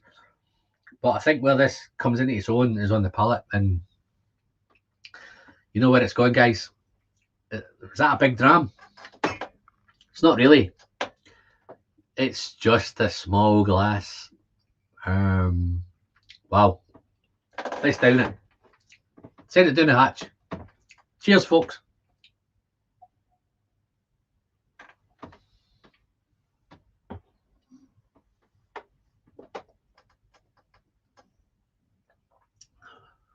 Oh. How good is that? Mark, how good is that? Wow. That's what I found when I tried that Amarone cask for the first time as a newbie. This is where I'm going as a more kind of, I've tried better whiskies, I've tried more whiskey, I've tried a lot of whiskey. That for me takes you to a different level. That is awesome. It's powerful, it's intense, it's thick, it's creamy, it's powerful. It's so dark raisins, dark cherries, dark plums, juicy raisins. Everything's in there, man. It's honeyed. Wow. I'm not too sure what the Rioja brings, but it brings the same as it did with the last one, because the last one was Rioja. But this seems to have moved on, whether it's better sherry, whether it's better sherry casks, whether it's different. It seems to me a little bit better now. Now that I've went halfway down the bottle, it seems to really have. It's taken the batch 5 on in a big time. Let me just.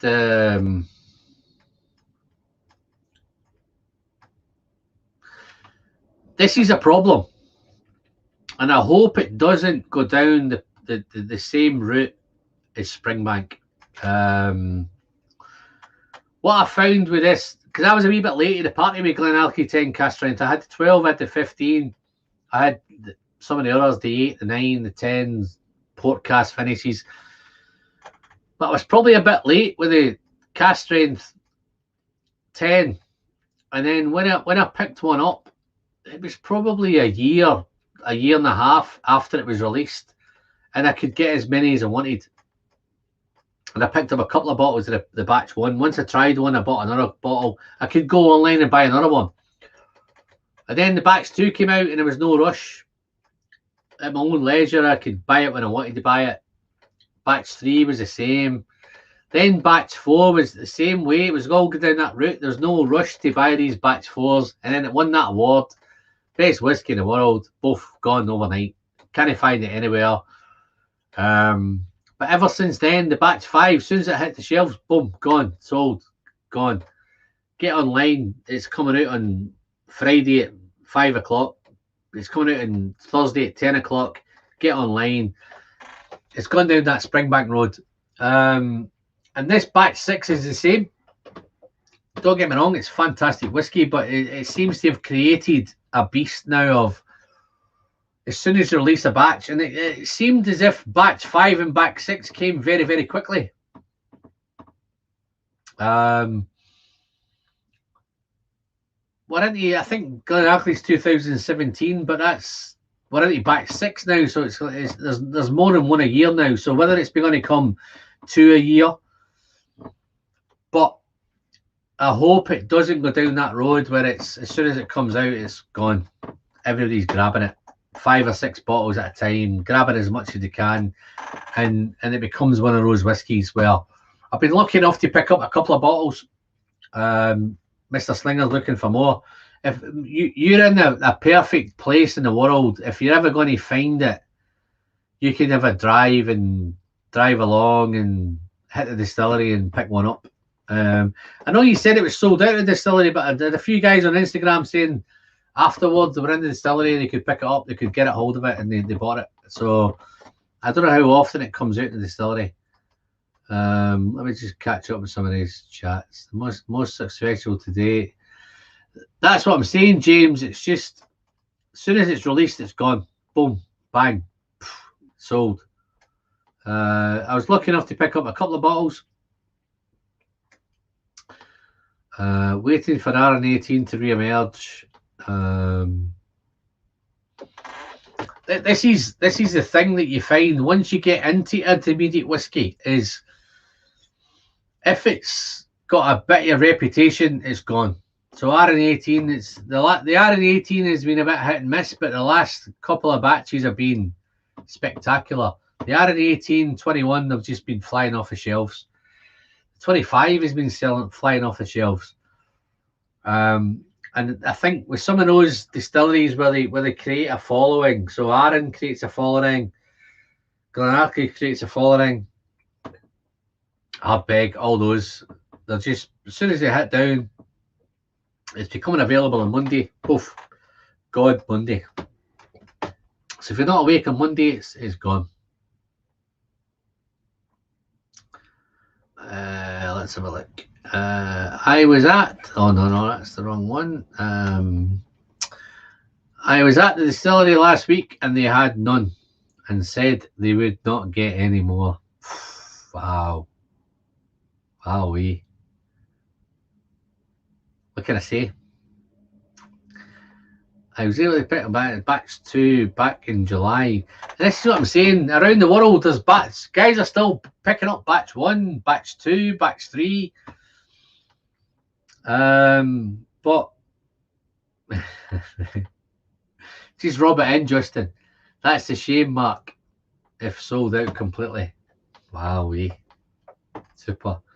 So what do you think? Do you think I shouldn't bother visiting Glenallachie? I'm not going to get some Glenallachie batch 6 anymore. I might just turn up to pick up some of the 12 and 15. This is so nice. It's still got that kind of, I don't know whether it's a Glenallachie character, but it's fruity, it's dark fruit, it's stewed fruit, we'll get some more chocolate. I love the chocolate, man.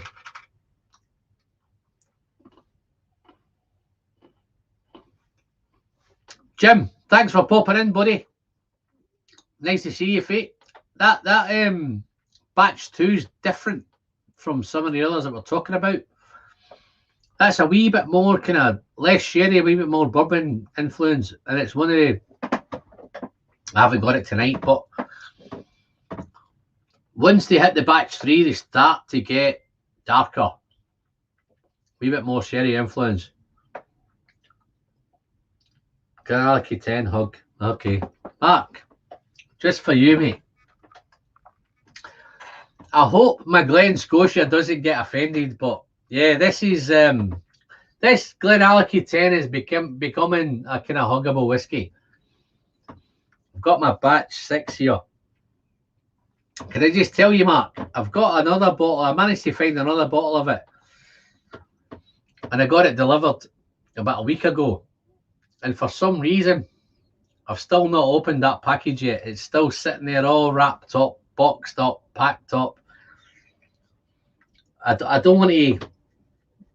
I know as soon as I take it out of the packaging, there's a chance it might get smashed open, but I'm still doing well with this. I've sent a few samples out over the last week or so. Some of the guys in the chat have picked up the kind of prizes that they won. I'd love to send more of this out because I know I've got a backup bottle of it. I'm not going to collect the whole 6 of them. I've got them all. I've got backups of the other bottles. This is a whiskey that everyone should drink and should share it. Let's have a look. So Gary, man. Gary. Where's Gary? Gary. He's a favour, man. Open that RN18, man. You going to open it? Wonder if Gary's going to open that 18. Tell us what it tastes like.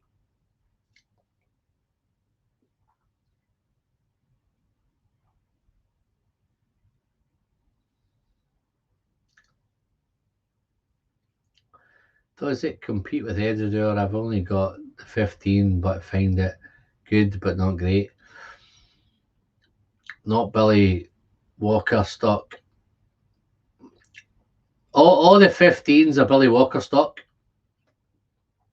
I don't know what bottle you've got. The Edredure is... This one's fantastic. This is definitely single cask. It's beautiful stuff. It's dark, it's dank, it's dingy, it's all that bits that come with it. I'm not too sure what the 15 you've got. All the 15s I know are all Billy Walker 15s. I've done a bottle tonight which I've reviewed on video. Big quick plug, go back, check the Whiskey Friend channel. Gunpowder in the Glass is a Glenallachie. It's not a Billy Walker Glenallachie.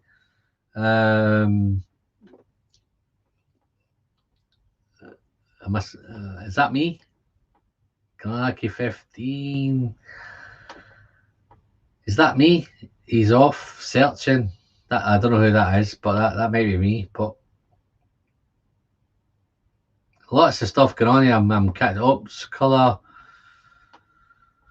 I'm trying to skip ahead here. I've missed a wee bit. Gary K, it's awesome. Dram, my friend. Okay.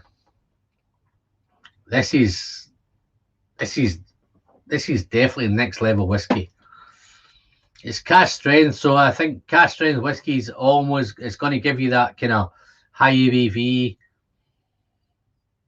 lots of complexity, lots of fruits, lots of high flavour, big flavour notes, great noses. But as always, folks, you know where it's gone. This has gone straight down the hatch. Wow.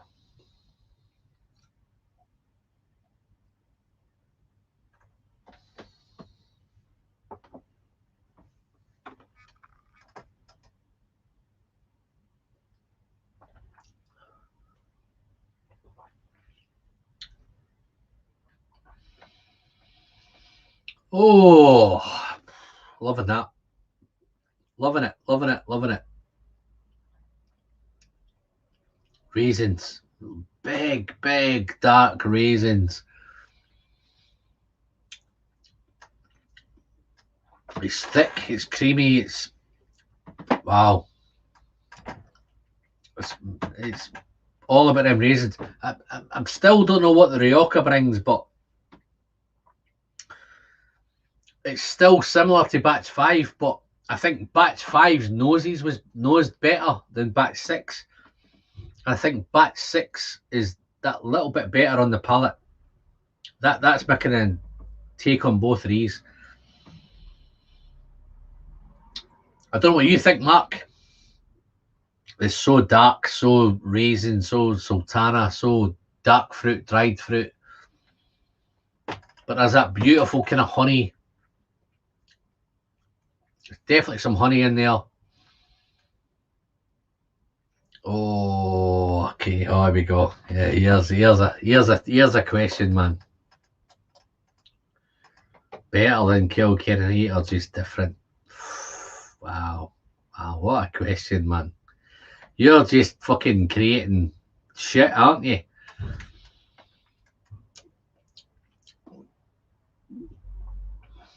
This is okay. Let me oh, I forgot one. I don't think I have. Do you know what I'd love to do? Right, I'm going to go indoors and I'm going to find that fucking Kilkenny and I'm going to put these head to head. Yeah.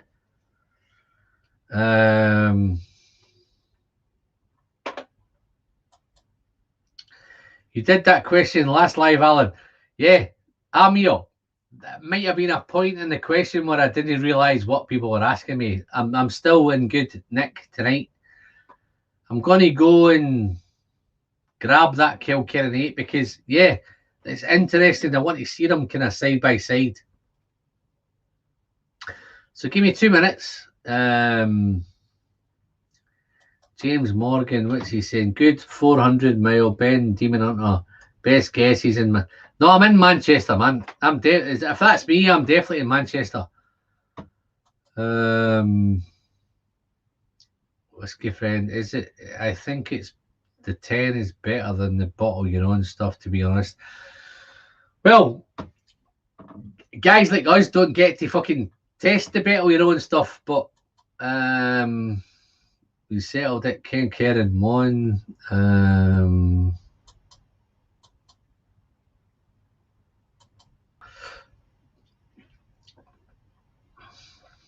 I'm going to go and get that Kilkerran 8.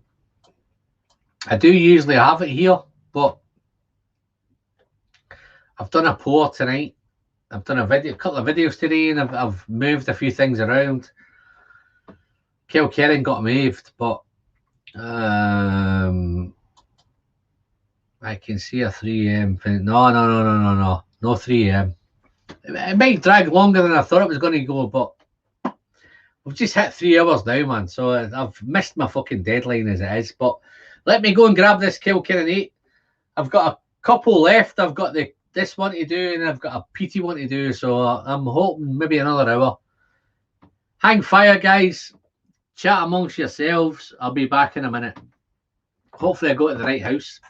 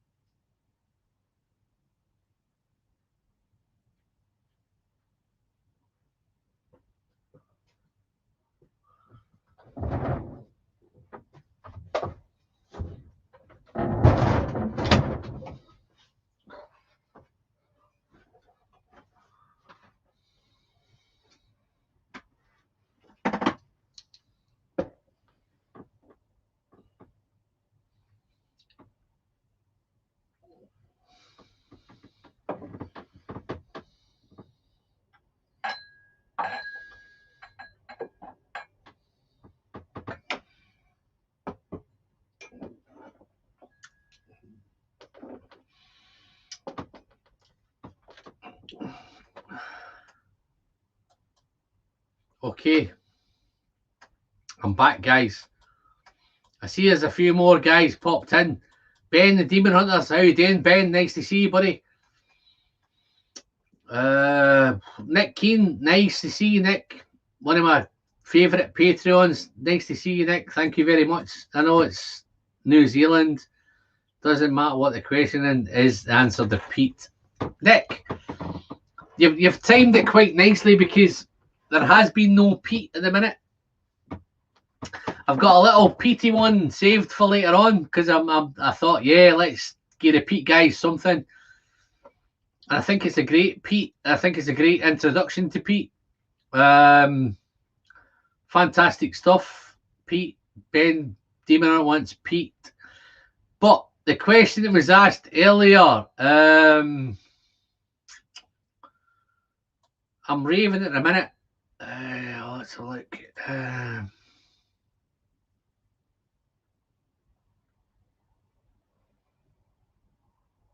Okay. Is this the 57 point? This bastard here, this bad boy. Look at that. That one, 8. 57.1. I hope that's the one. Let me. I've got 2 new glasses. I'm going to pour these 2 head to head. This is perfect because this Kilkerran is well down the bottle, so this is pretty much opened up. Oh, whew. Just love pouring this stuff, man. Even this, as soon as I hear Kilkerran 8 and I take the cork off and I pour it, I just love it. So we've got a wee bit of a battle going on here. Let's just battle these 2 out. Let's see what I missed it in the chat. Yes, Gary, it's 57.1. This is the bad boy. No. James, let me see here. This has got no sulfur. The new one has got all the sulfur. But this is the, probably, if you watch my reviews, this is my favourite whiskey. Is it favourite whiskey? Is it the Glengoyne 25? Is it the Kilkerran? This is up there with the top. This ain't intermediate. This is up here. But yeah, no. Tweedley, this is the one. So I'm gonna put it against this. I would probably have put it against the 5, but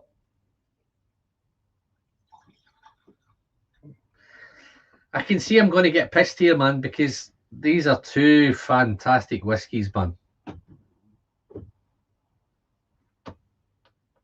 Oh, no. Matt Slinger's on the... Mr. Slinger's on the Kilkerran 8.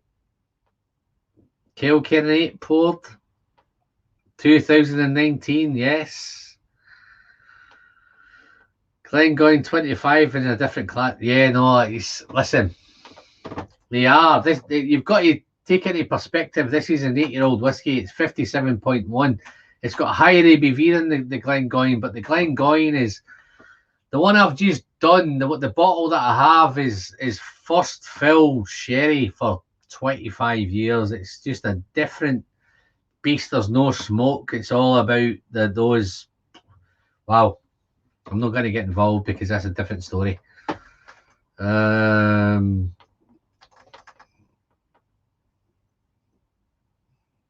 Some of you guys are getting involved in bourbon again, but I'm going to do this head to head because these are 2 super whiskies.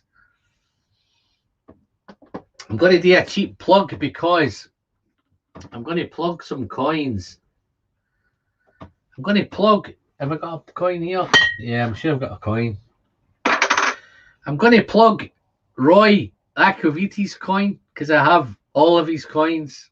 I'll put that on the... Well, I put Roy's coin. I'll put Roy's coin on the Kilkerran or the Craigellachie or the Glenallachie even. Guys, look at the numbers.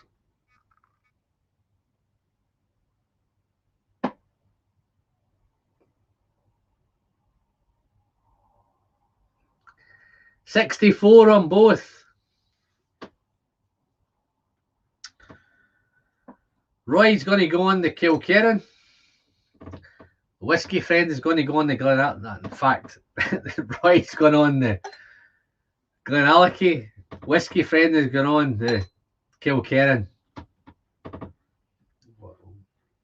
I need to eat something first, then I'll pour something. No, that's fantastic, Ben.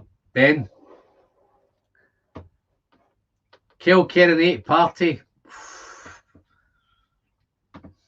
Look at that. There we go. Let me get rid of these.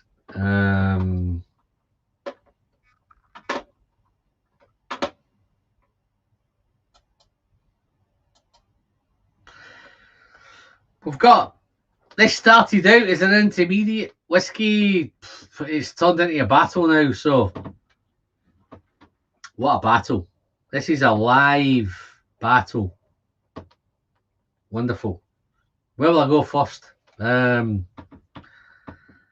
Let's do the Glenallachie because I'm well into that now, so wow, nice. Dark fruit, dried fruit, raisin, plum, funky. It has that funky element. A little bit of spice in there, a little bit of spice in the back.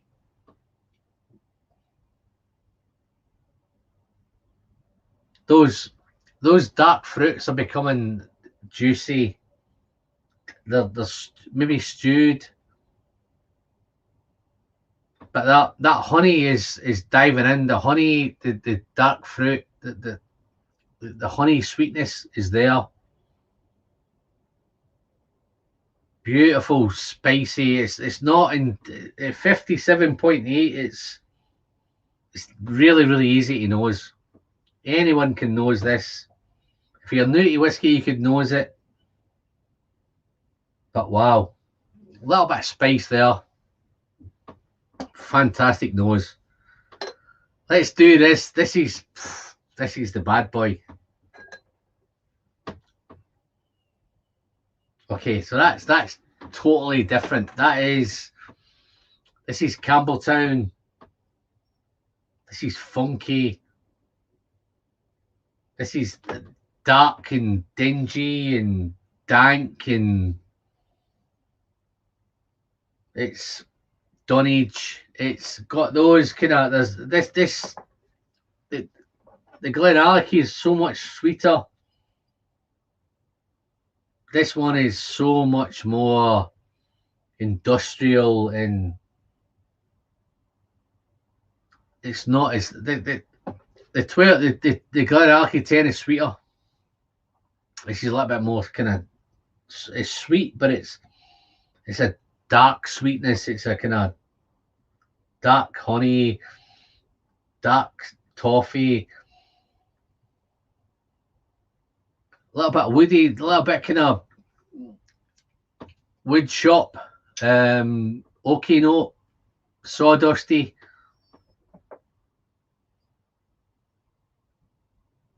Wow, this is going to be tough, man. But let's sip them. Can't wait. Guys, if I could have put a battle out on video, I'd love to have done this on video, but you guys have got the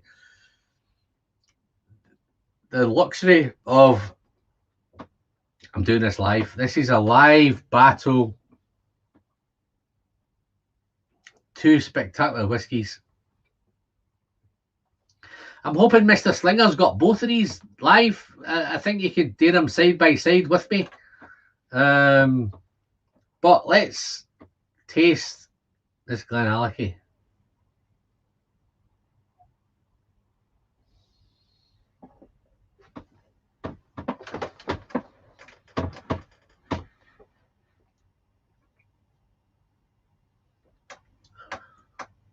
Oh, wow. Spicy. Raisins and sultanas. Dark fruits, dried fruits, all dark fruits. But that's spicy. That's kind of cinnamon, clove. Mouthfeel's really nice mouthfeel. So raisiny, so dark, so fruity. But it's that, the sweetness is gone. The sweetness is more on the nose. On the palate, it's a wee bit more kind of dusty, dank. Wow. Real nice. But let's try the beast. I'm saying the beast, but this is,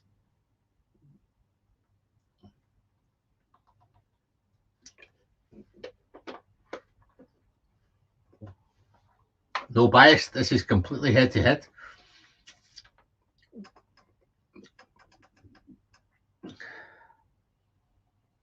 Oh, that's so different. That is, wow. That's Campbelltown. It's woody.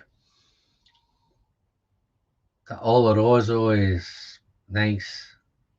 This has the Oloroso PX and Rioja. This is definitely Oloroso, but it's kind of wet wood. It's kind of damp. It's dank. It's if you could imagine a nose that's you would expect to be shit. This defies that, because this is everything that's shit about this bottle. The nose is beautiful. It's spicy. It's hot. It's sherry driven. It's all those beautiful fruits and dark fruits.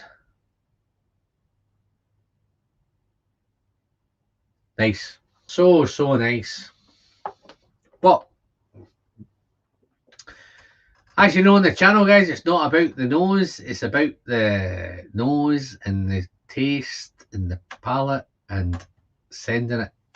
And we're going to send it down the hatch. Let me just see if I've missed a few bits here. I think I'm behind on the comments, but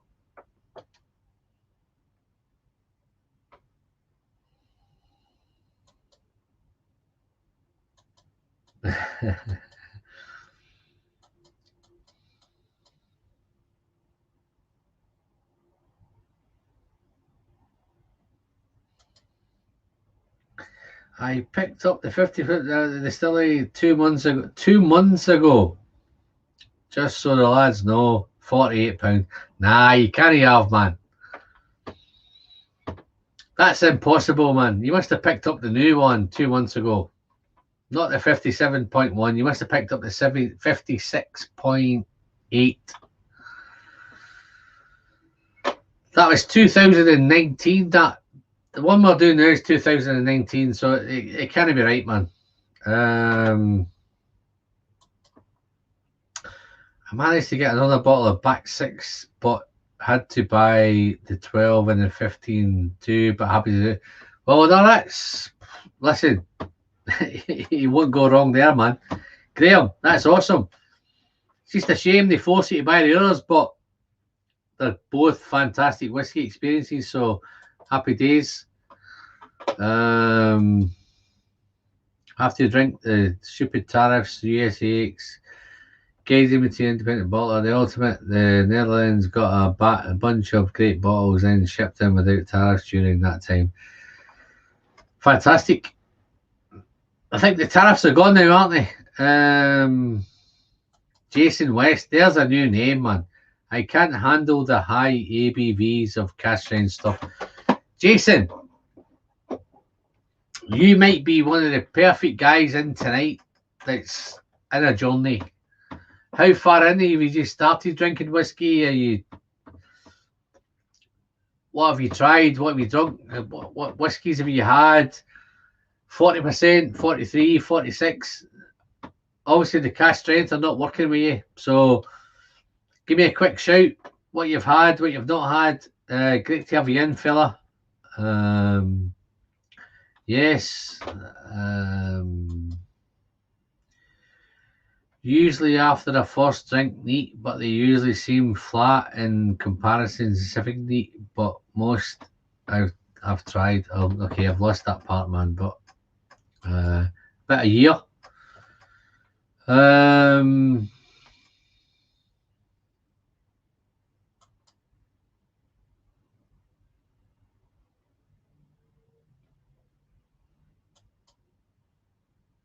Okay.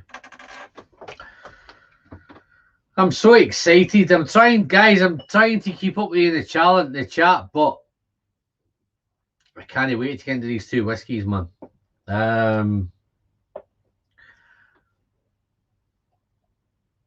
Oh, so nice. Raisins, figs, prunes, dark fruit, dried fruit. I'm going to send this. This is the Garaliki 10 back six. So spicy, so earthy, musty, dusty, which is great for a Garaliki. I was expecting it much fruitier and much more sweeter, but this is great on the nose. But didn't hatch.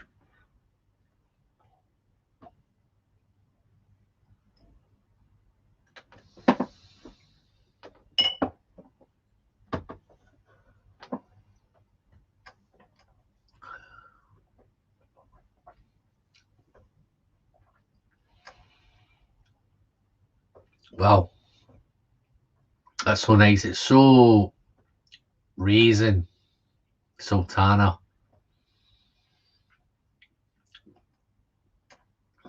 dried fruit, dark fruit.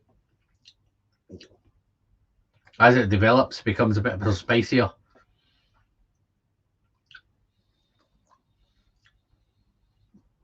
Finish is long and lingering and warming. So nice. So nice. I'm going to tackle the bad boy. This is a bad boy whiskey, man.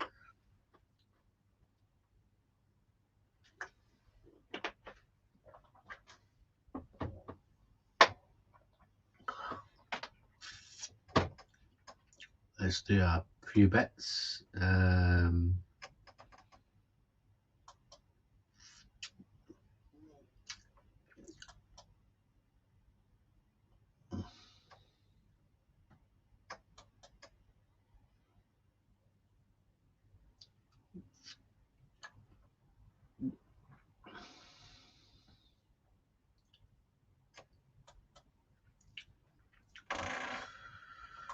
Okay. I'm loving this. I've turned tonight into, from intermediate whiskey to probably the best battle that I could. I'd love to have done this as a video. Two fantastic whiskies, but this has always been the king for me. Is this going to challenge it? Let's find out. So on the nose of this bad boy,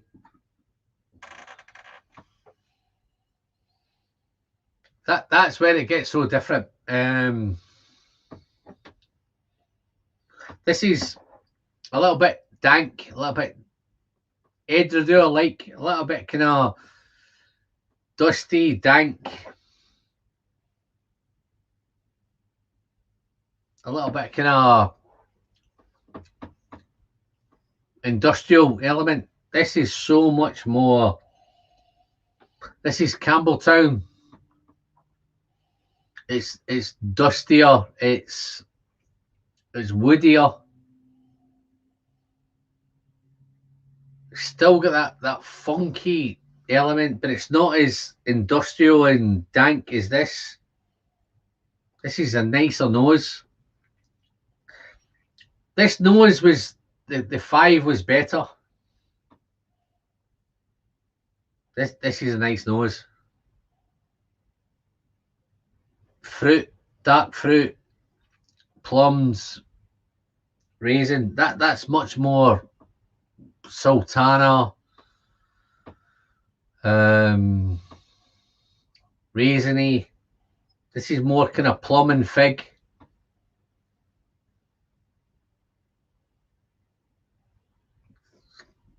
I think I prefer the Kilkenny on the nose. No, definitely. This is so nice on the nose. Wow, so it's nice. But on the palate, Let's see how it is in the palate.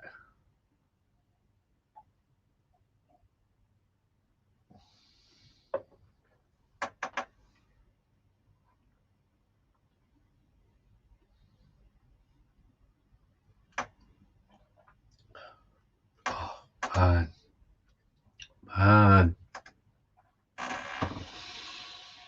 Oh, woof. Wow. Spicy. Fruity. Smoky.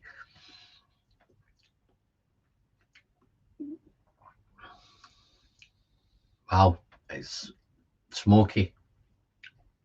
Those sherry notes are there.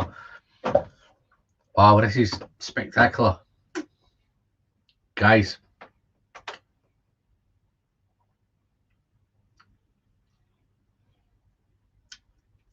Wow. Long.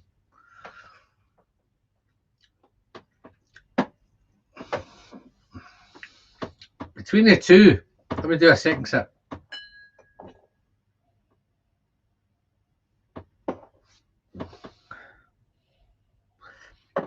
The noses, it's much more sweeter on the nose. This is much more dry and woody and different funky on the nose.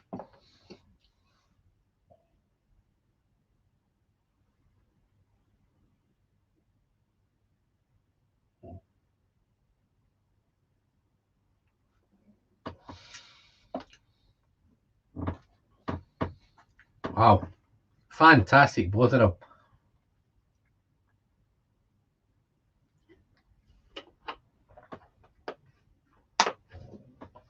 I would love to have done this. I should have done this as a whiskey battle, man. This would be a great battle, man. I might still do it, but this bad boy is undefeated everywhere, all round. This is great. This is 10 cask strength, 8 cask strength, Oloroso here, mix Oloroso PX Rioja. There's a wee more in the mix, but I'm loving both, man. Let's do the finish on this Glenallachie.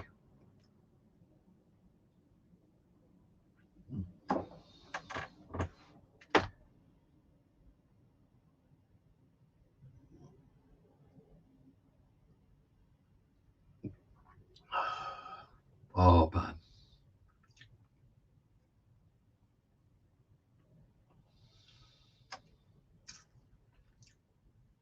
Guys, man. I've got a score in mind for this. But before I do that score, let's see how this bad boy scores up.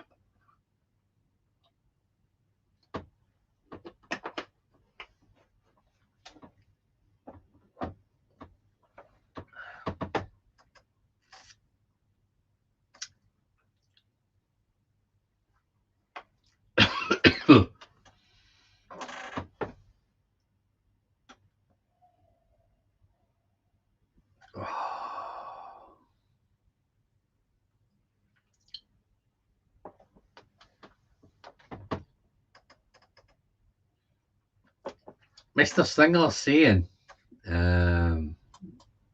don't pick a winner. I think there is a winner. But when I say I think there's a winner, I think it's because I think the winner is it's further down the bottle, it's got more involved, but I'm going to pick a winner, man. Honestly, I'm here to say as it is. I'm going to pick a winner.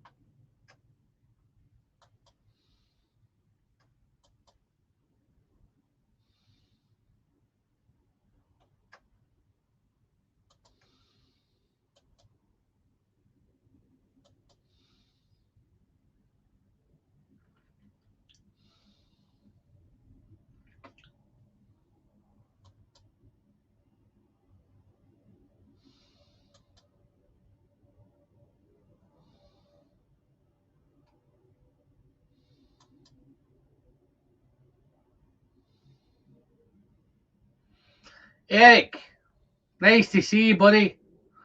It ain't going to be an hard beg, but I'm fantastic. Thanks for dropping in. Eric, I don't know if you're up for it. I don't know if you set yourself up, your channels there, or I'll pop a link in.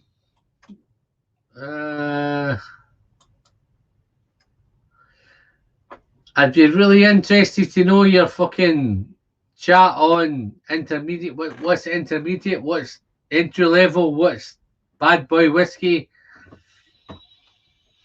If you're up for it, I'm here. Oh, Nick. Time to off to what? See you in 8 hours. Nick, you won't see me in 8 hours, but man, fantastic. I'm happy to Nick. Patreon, Nick. I'm loving your Patreon support, buddy. Thank you very much, man. I'll have a sip on. I've got this kind of Kilkenny left.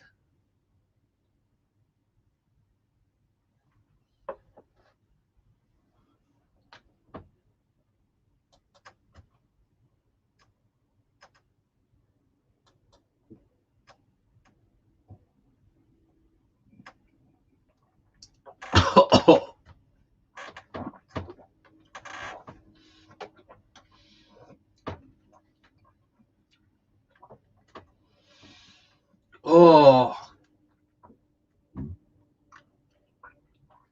that is awesome.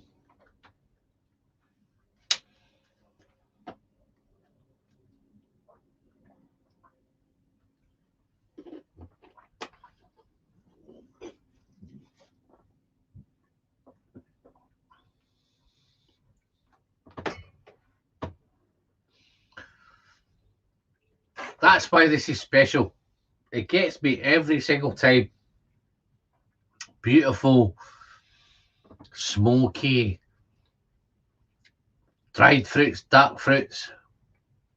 But it's that kick of smoke and dark smoke and dried smoke and intensity.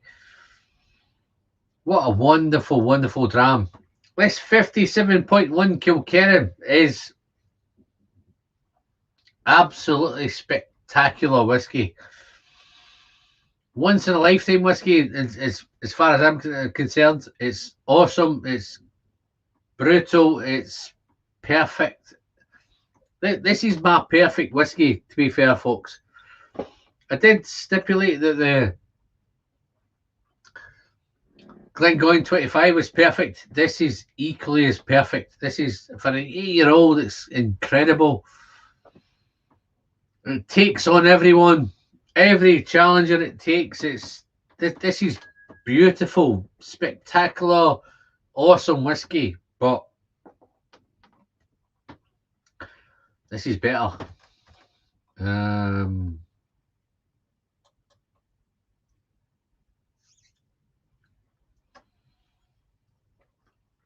missed a few bits in the chat.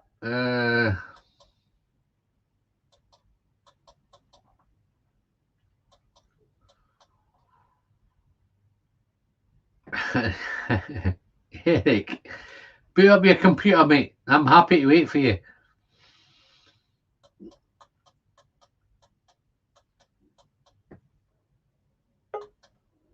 Oh, I think Eric's popped in.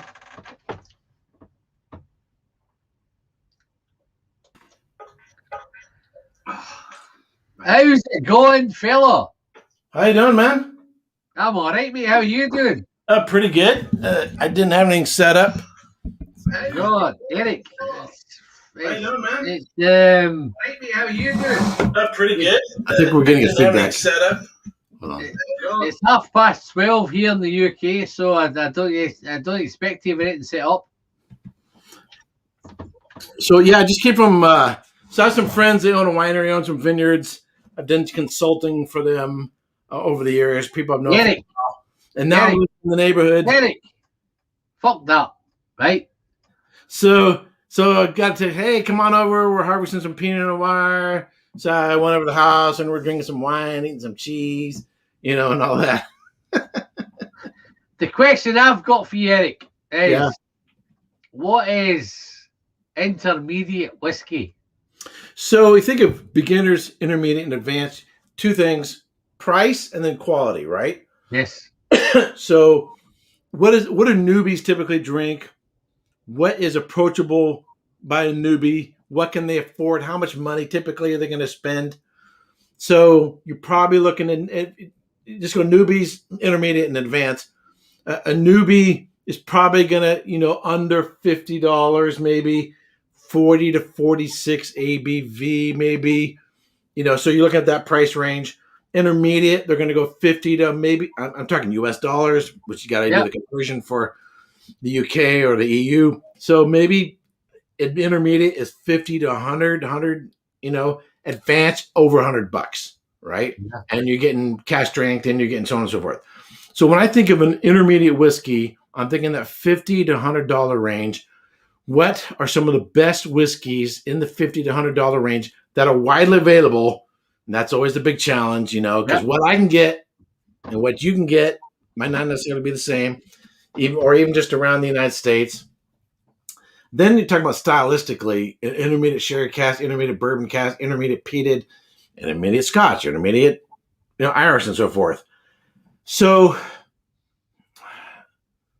when I think of someone who's gotten beyond, who I'm willing to spend some more money now. I think I'm willing to branch out more than just all your typical easy to find stuff you got at the bar, stuff you got typically at your hotel, stuff you got at the airport, the real common whiskeys, the typical grocery store whiskeys. That you're getting beyond that. So what would be an intermediate whiskey in that price? You know what? A really, really good one. I've seen Glenallich's 10s, in the $85 to $100 range, maybe even a little lower than that. I think the second release of the Glenallich 10, which a heavier sherry cask, the replacement of the old Glendronach 12s, as to where it's in terms of the profile and the price. I think it's probably what you're looking at. Now, by the way, I just tuned in, so I had Eric. I have the foggiest idea of what you said before. I just tuned in. Here's my take, right? What's happened tonight is we've talked about what is intermediate. Everyone's taste is different. Everyone's palate's different. Everyone's journey's different. We looked at intermediate and it started off with Glenfiddich 12.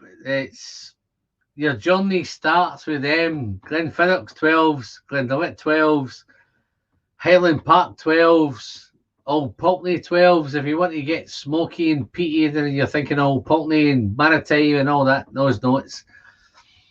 But as it develops, you want to spend more. Are you going to spend, that's 20 to £30 mark?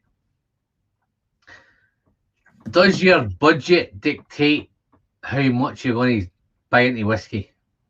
Well, it broadens the doors in terms of what you're willing to spend. It's not that you're not still going to buy the cheaper ones. It's just I'm happy with Glendronach. I'm happy with Highland Park 12 at £25. I'm happy with Old Pulteney 2012 at £20. I'm happy with that. What's going to take you to the next? What's going to move you on? And those are the whiskies that I'm more interested tonight. And it's dead easy to say I'm going to spend £20, £30 mark, but it's moving to 30 to 40, 40 to 50. You're talking about $100 mark. I know it's dollars, but for us it's 20 to 30 is entry. 30 to 40 is taking maybe a wee bit more, 46% ABV, things like that. I think the things that we've dictated tonight is entries 40%. Right? Right. Once you go to 46, then they're classing that as intermediate. Right. So it's more kind of 46%. Non-chill filtered, non-chill filtered, it's not a big deal. I did the Glenlease 14 tonight. It's 46%, but it's chill filtered and it's coloured. Fantastic whiskey, man. 46% non-chill filter, natural colour is where they want to be, I think. And that's a different level. That's 40, 50 pound.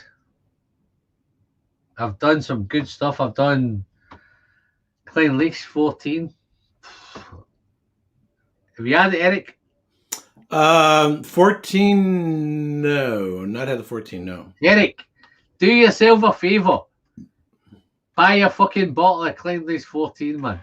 Glenlease is not super easy to find here in terms of buying off the shelf. I'd have to have it shipped. No, this is the other story I've got, because I'm diving into different kind of regions. The Americans, here it's dead easy. Right. All day long, you can buy a Glenlease 14. But I can get Springbank easier here than you can there. No, I've just found that, man. I've just said to guys on the channel that I'm not even going to mention a fucking Springbank because you can't buy one. And the American guys went, oh, I could buy it dead easy, man.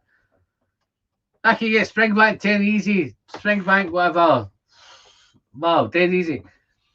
Springbank is one of those distilleries that's, for here, it's one of those, it's like Ardbeg. Ardbeg is going to release on Friday. Get yourself ready. 10 o'clock in the morning. Dive in. Fill your boots. Right? Can you fucking buy an Ardbeg, whatever, in the morning? It's gone in seconds. Springbank, for me, is fantastic whiskey, and if you can buy that Springbank 10, 12, 15, buy them all, right? But what we find here is as soon as they become available, they're gone. Right. And it's crazy, daft, stupid stuff. I've done a couple of videos that I'm going to release shortly about whiskies, entry levels, intermediate levels, all that kind of stuff. And there's no Springbank in there because you can't get them. No, not only that, but the profile. Think of the newbie who graduates to an intermediate, and there is a unique funkiness to Campbelltown that maybe this intermediate people. I mean, some people jump. Some people head foot. I mean, beginners right into Lefroy, you know. But those are the rare. Most people kind of graduate, if they ever get into peated, will work the way in. Well, Campbelltown has a slight funkiness that probably puts a newbie off. Maybe an intermediate would go, hey, what do you know? I got to check this out. This thing's pretty good. So I don't know if I think a Springbank is more for the aficionado, the nerdy, the geeky, the more advanced consumer, regardless of the price or availability, just because of the uniqueness of the profile of the whiskey itself. I think for a Springbank 10, that would be that a newbie could get into that, right? But the problem I find is it's so hard to buy it. Springbank has now become it's Ardbeg. As soon as it gets released, it's gone. But not here. Well, that I'm amazed. I've heard that tonight. Oh, where's Eric going? Eric's gone, man.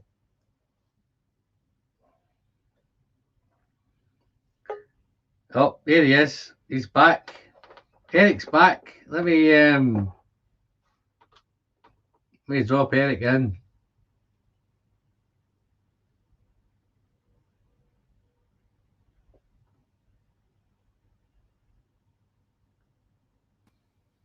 Yeah, I don't know what happened there. I got an error message. What happened, mate? It's not the internet. It was StreamYard. All right. Okay. StreamYard took a shit. It's the aliens. It's those ancient alien astronauts. They're interfering with the connection. Oh, no, it's your fucking beard's gone, man. Where's your beard gone? I sold it on eBay. Did you? No. I hope you got a good price for it. Eric, can I be honest with you? Right? Yeah, but I gained a chin. Can I be honest? Yeah. I love you without the beard. Without? Yes. It's much more comfortable. The only reason I got to be more comfortable. Your beard looked fucking dirty, and it was like a dirty malt. It's like a shitey fucking edredure with all that dirty. I look like a homeless person. Oily fucking nonsense that you got with that kind of. Look like a homeless person. You look more like Eric. Well, I lost 5 years when I shaved the beard off. I look younger. Yeah. You actually look younger than me, Eric. I don't think you are, but you look a little bit younger than me. Yeah. Anyway, back to the whiskey. Yeah. So intermediate whiskey, you took spring bank availability and so on and so forth. So what would you call? So first, what would you call a new whiskey drinker versus an intermediate whiskey drinker? Okay, I'll tell you up front. Glenfiddich, 12. No, I'm talking about the person, not the whiskey. I'm trying it. I'm not sure. I'm not a whiskey friend. I just want to kind of dive in. So I think the intermediate whiskey drinker. I think I excelled and advanced in my knowledge and understanding of whiskey very quickly because of my previous background and being accustomed to analyzing wines and spirits because of my previous training, but also because of I started consuming quite a lot, not in terms of quantities, but in terms of buy a bottle. And Shayla over at Whiskey Central, I think she's did the same thing. Being a whiskey tuber and having to put out content forces you to try. If you're going to keep putting out videos, you got to keep trying new stuff. So you're going to go through a lot more. You're going to escalate your understanding and appreciation of whiskey very quickly. Whereas someone who's just a consumer, they're going to buy a bottle a month later. They're going to buy a bottle a month later. They're going to buy a bottle. They're not going buying bottles like this, right? So intermediate has to do with your understanding, perception, and experience and interaction with whiskey, not necessarily how much time you put into it. But then you think a lot of beginners, their understanding of whiskey, it's then going to be reflected in what they're willing to pay and financially what they can afford to pay. And so I would say a lot in the United States, more your beginner whiskey drinkers are going to be drinking more bourbon because bourbons, generally speaking, is more affordable. You can buy far more bourbons for under high quality bourbons for under $30 than you can of Scotch or Irish whiskeys. So most of your beginners are probably going to spend a lot more time with bourbon, and a lot of your whiskey tubers who are getting new to being whiskey tubers who are Americans, that's why they're jumping on the bourbon wagon. One, because it's popularity, but two, economically, it's easier to do and it's more available. And so it's easier to be a whiskey tuber focusing on bourbon than it is on Scotch because it's availability and affordability, and it's not that complicated. Let's get real. Bourbon is not as complicated, sophisticated. It doesn't have the breadth and range of flavors as Scotch or even say Irish whiskey do. Therefore, it's easier for a newbie to get their grips around bourbon faster and easier than it is a Scotch. So I would say if someone is an American getting into Scotch whiskeys, they're probably already past the beginner stage and they're already going into the intermediate stage because they're not going to get introduced to it as early or as easy as they would say a bourbon. Now, you're in Scotland. Obviously, Scotch whiskey is to you, or excuse me, you're in England now, but you're a Scot. Scotch whiskey is to you is to what California wine is to me, right? If I throw a rock out my window that way, I'm going to hit a vineyard. They're everywhere. You go into a grocery store, the grocery stores in my neighborhood, the wine selection they have there, I'm like, holy cow. The high-end California wines at the local grocery store is insane. I'm like, I can't believe they carry this at a Safeways. local grocery store. That's because of the neighborhood I'm in. So I think intermediate. So what is determining beginner versus intermediate versus advanced is going to have to do with where you live, what you can afford, and what's available. And so beginner going into intermediate Scotch, what is in that price range? You're probably getting into intermediate, probably getting into single malts. Beginners, perhaps more blends, right? Because it's more affordable, more available, and so forth. More easily consumable, a little bit more the same regardless of the bottle you're picking up. So you're getting into single malts, you're getting into more obscure distilleries, the smaller brands. Even though Springbank, we're talking about Springbank before I rudely got cut off by the ancient alien astronauts. Even though it's more available here, that's still a little bit more of a small. I mean, everything's done there manually there. There is no mechanization there. Everything's small production. Everything's artisan. The amount that they put out is very, very small. All those things describe an advanced whiskey drinker. What an advanced whiskey drinker is going to get into, and the Campbelltown funk that's what. Even though a new person may like it, in terms of going into this grocery store, going into the shop, and going, "Oh, I'll grab that one." A lot more in their face, and it's going to be the big brands, big names, more of your Diageo brands, Pernod Ricard brands, the people who own Macallan and Glenmorangie. Excuse me, not Glen, Macallan and Highland Park, Edmonton brands. And then you LVMH, which owns Ardbeg and Glenmorangie. I mean, they push their stuff a lot, but they're going to, I think an intermediate person's going to jump on a Glenmorangie before they're going to jump on an Ardbeg just because of the profile of the whiskey itself. So, I mean, that's my take on, that's my perception of some. Yes. Shut the fuck up, man. No, I love it. Intermediate thing is absolutely fantastic because it's so intense, because different levels of people's journey, the palates are different, everything is different. What we established earlier tonight was Ardbeg 10, Lafroig 10, Lashig 10. Well, good. Those whiskies they're great whiskies, right? Right.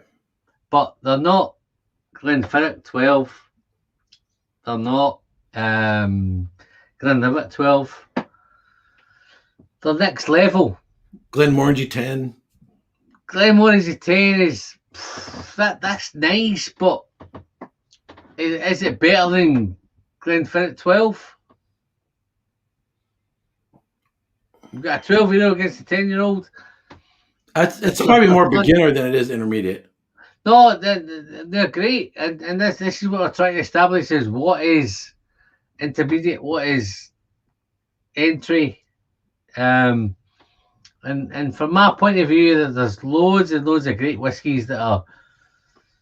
You could, depending on your journey could be fucking phenomenal, and you've tackled everything. You've tackled Glen, you've Ardbeg 10s, you've tackled the Shigs, you've tackled them all. But what takes you from spending £20 or $20 to spending from $30 to $40?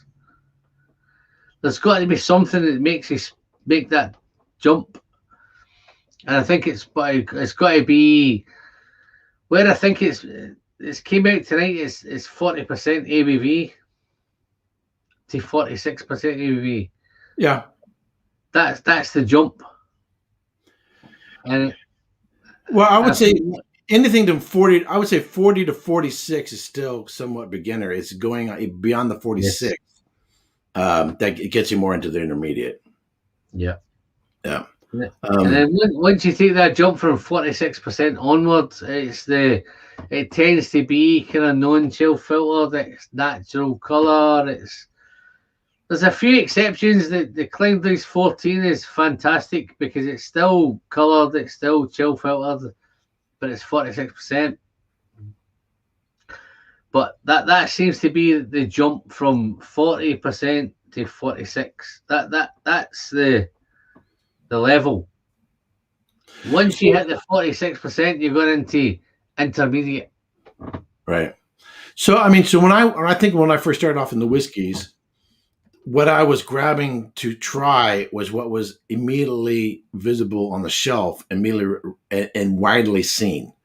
Yeah. I wasn't searching around on the internet and trying to find the obscure bottles, and like you never gonna see in your average typical liquor store. You're not going to walk in and see Enoch.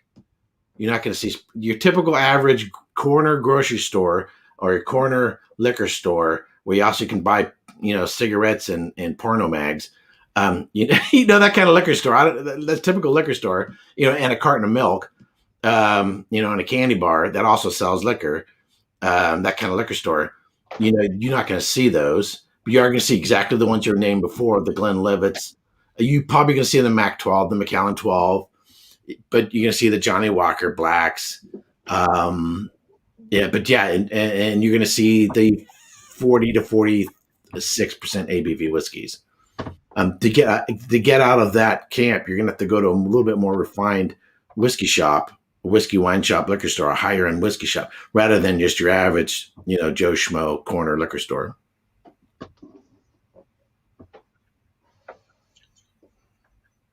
Dead silence. You still there, Alan? Yeah, no, I'm still here. I'm trying to catch up with the chat. I'm listening to you. I'm doing two things. Oh, it's got this Matt 69 guy who's been for a long time sitting here. Picking up batch 6 tomorrow. I wonder if I'll agree with you on. Okay, there we go. Now he's back. Picking up my batch 6 tomorrow. I wonder if I'll agree with you on. Well, that's a different scenario. Fuck that. So, it's getting more in advance. You might be looking at either at distillery exclusives, store picks, special bottlings, committee releases, or special releases, to where you're paying the big bucks. I tell you what I found, Eric. My take on it is price. It's you move through the price points. You'll buy the Glenfiddich, you'll buy the Glenlivets, you'll pay your $20, you'll pay your 20 quid, whatever it is. It's moving on. What takes you from $30 to $40? What takes you from $50 to $60? Well, there's only one thing, and that's when your wife says, yes, you can buy a more expensive whiskey. No, I know that, apart from your wife, but if we can take the wife out of the scenario, that's where it tends to happen. But does it have to be price? Does it have to be? Do you know what? I've just paid $30 for that one, but I'm going to pay $40 for this. Is it? Do you have to get the wife's approval? Well, why do people? You're going to get a point where you're going to go, you know what? I want to try. So I want to try this. This is great, man. I'm loving this. I want to move on, but it's going to cost me 60 quid. I think curiosity. What's curiosity? There are some people who, every time they go to the restaurant, they always order the same thing. Whenever they're buying a beer, they always get the exact same beer. Whenever they get a whiskey, they get the exact. This is what I'm comfortable with. This is the way my dad was, and I knew other guys were. My dad, they always get the exact same thing, right? And to get beyond what's noble and which makes them comfortable, to be more experimental and curious to explore, is really what's going to take them beyond to the next level, to where it becomes more than just something to dull the mind and ferment the liver. It's something which they're actually intellectually more curious to want to explore more. I think that's a big part of it. Well, no, it's great, but it's one of them. But where do you stop it? these guys are having to pay 20 quid, take them to 30, take them to 40, take them to 50. How are they going to get there?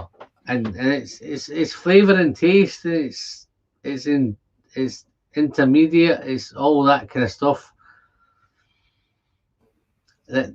That's where the point of view is tonight. Yeah. It's all about I'm going to buy a 20-year-old whiskey, £20 whiskey, £25 whiskey. What takes me to 30, 40, 50? And that's where the intermediate thing comes in. It's flavor, it's taste, it's complexity, it's all those things. And once you try something of the next level up, there's no going back. No, and yeah. It gets very, and then it gets very dangerous, because then you go back to the stuff you thought was really good. You go, oh, this ain't so good. Now I'm gonna try this. Yeah. This, and then you go, oh, what else is out there? Yeah. it's anything, whether you're talking about a car, if you're driving an old beat up automobile, that seems fine. And then one day, for whatever reason, you have to rent a car, and you rent a brand new car. You're like, oh, this is nice. Oh, I got to get me a new car. It's that same thing, man. You try something that's a little bit better, and you're just like, oh, I got to try this. Whiskey's a dangerous dram, man. It's a dangerous thing. Yeah. You can always find a way to justify spending a wee bit more. No, Eric, I started as a collector. Oh, I know. I started and I got onto drinking stuff, and it got expensive and more expensive and more expensive. I started off just studying for an exam. I had no intention of getting into spirits or whiskey. Just studying for an exam for the WSET. Next thing, I was studying to become a master of wine. Next thing I know, I'm off into whiskey land. Yeah. Getting on an airplane, flying to Kentucky. Getting on an airplane, flying to Scotland. Going to Texas to try whiskeys. So all it takes is a little experimentation. It was just studying for an exam. Tried a miniature, of a Macallan 12-year-old. And that sparked my interest, and the rest is history. 5-6 years later, here I am. Eric, it's fantastic for you popping in. Well, thank you very much. I'm going to eat dinner now. I'm not going to get stuck in a fucking 9-hour live stream, so I'm going to chuck you out. All right. Cheers, mate. It's been a pleasure. I'm great for your thoughts. I'm going to try and end this now. Alrighty. Have you ever thought about shaving your head? No. I've shaved my head, man. Yeah, if you want to go from intermediate to advanced whiskey tuber, shave your head. Okay. No. Happy days. Eric. Cheers, mate. Fantastic, mate. Thanks for popping in. It's great having you. See ya. I'm going to... Well, Eric dived it quick, didn't he? Fucking hell, man. He was like, I'm getting off. Guys, love it. Fantastic. He ain't going to drive on for 4 hours now. Let's see what's going on in the chat. Let's have a look.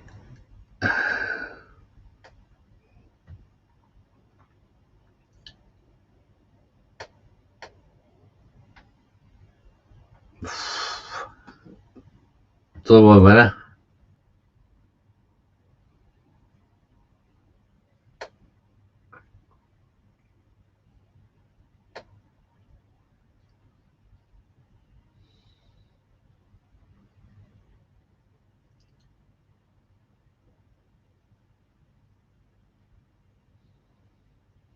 Okay. Let's get some water.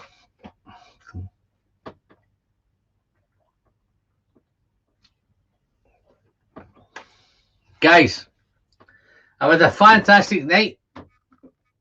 I'm still unfathomed on the kind of intermediate whiskies. I think we've done some good ones tonight. We've moved on. We've done some cask strengths. Guys, if you're on Facebook or you're on Twitter or you're on Instagram, fantastic. Dive over, check us out. But I'm going to end this one now. Wait.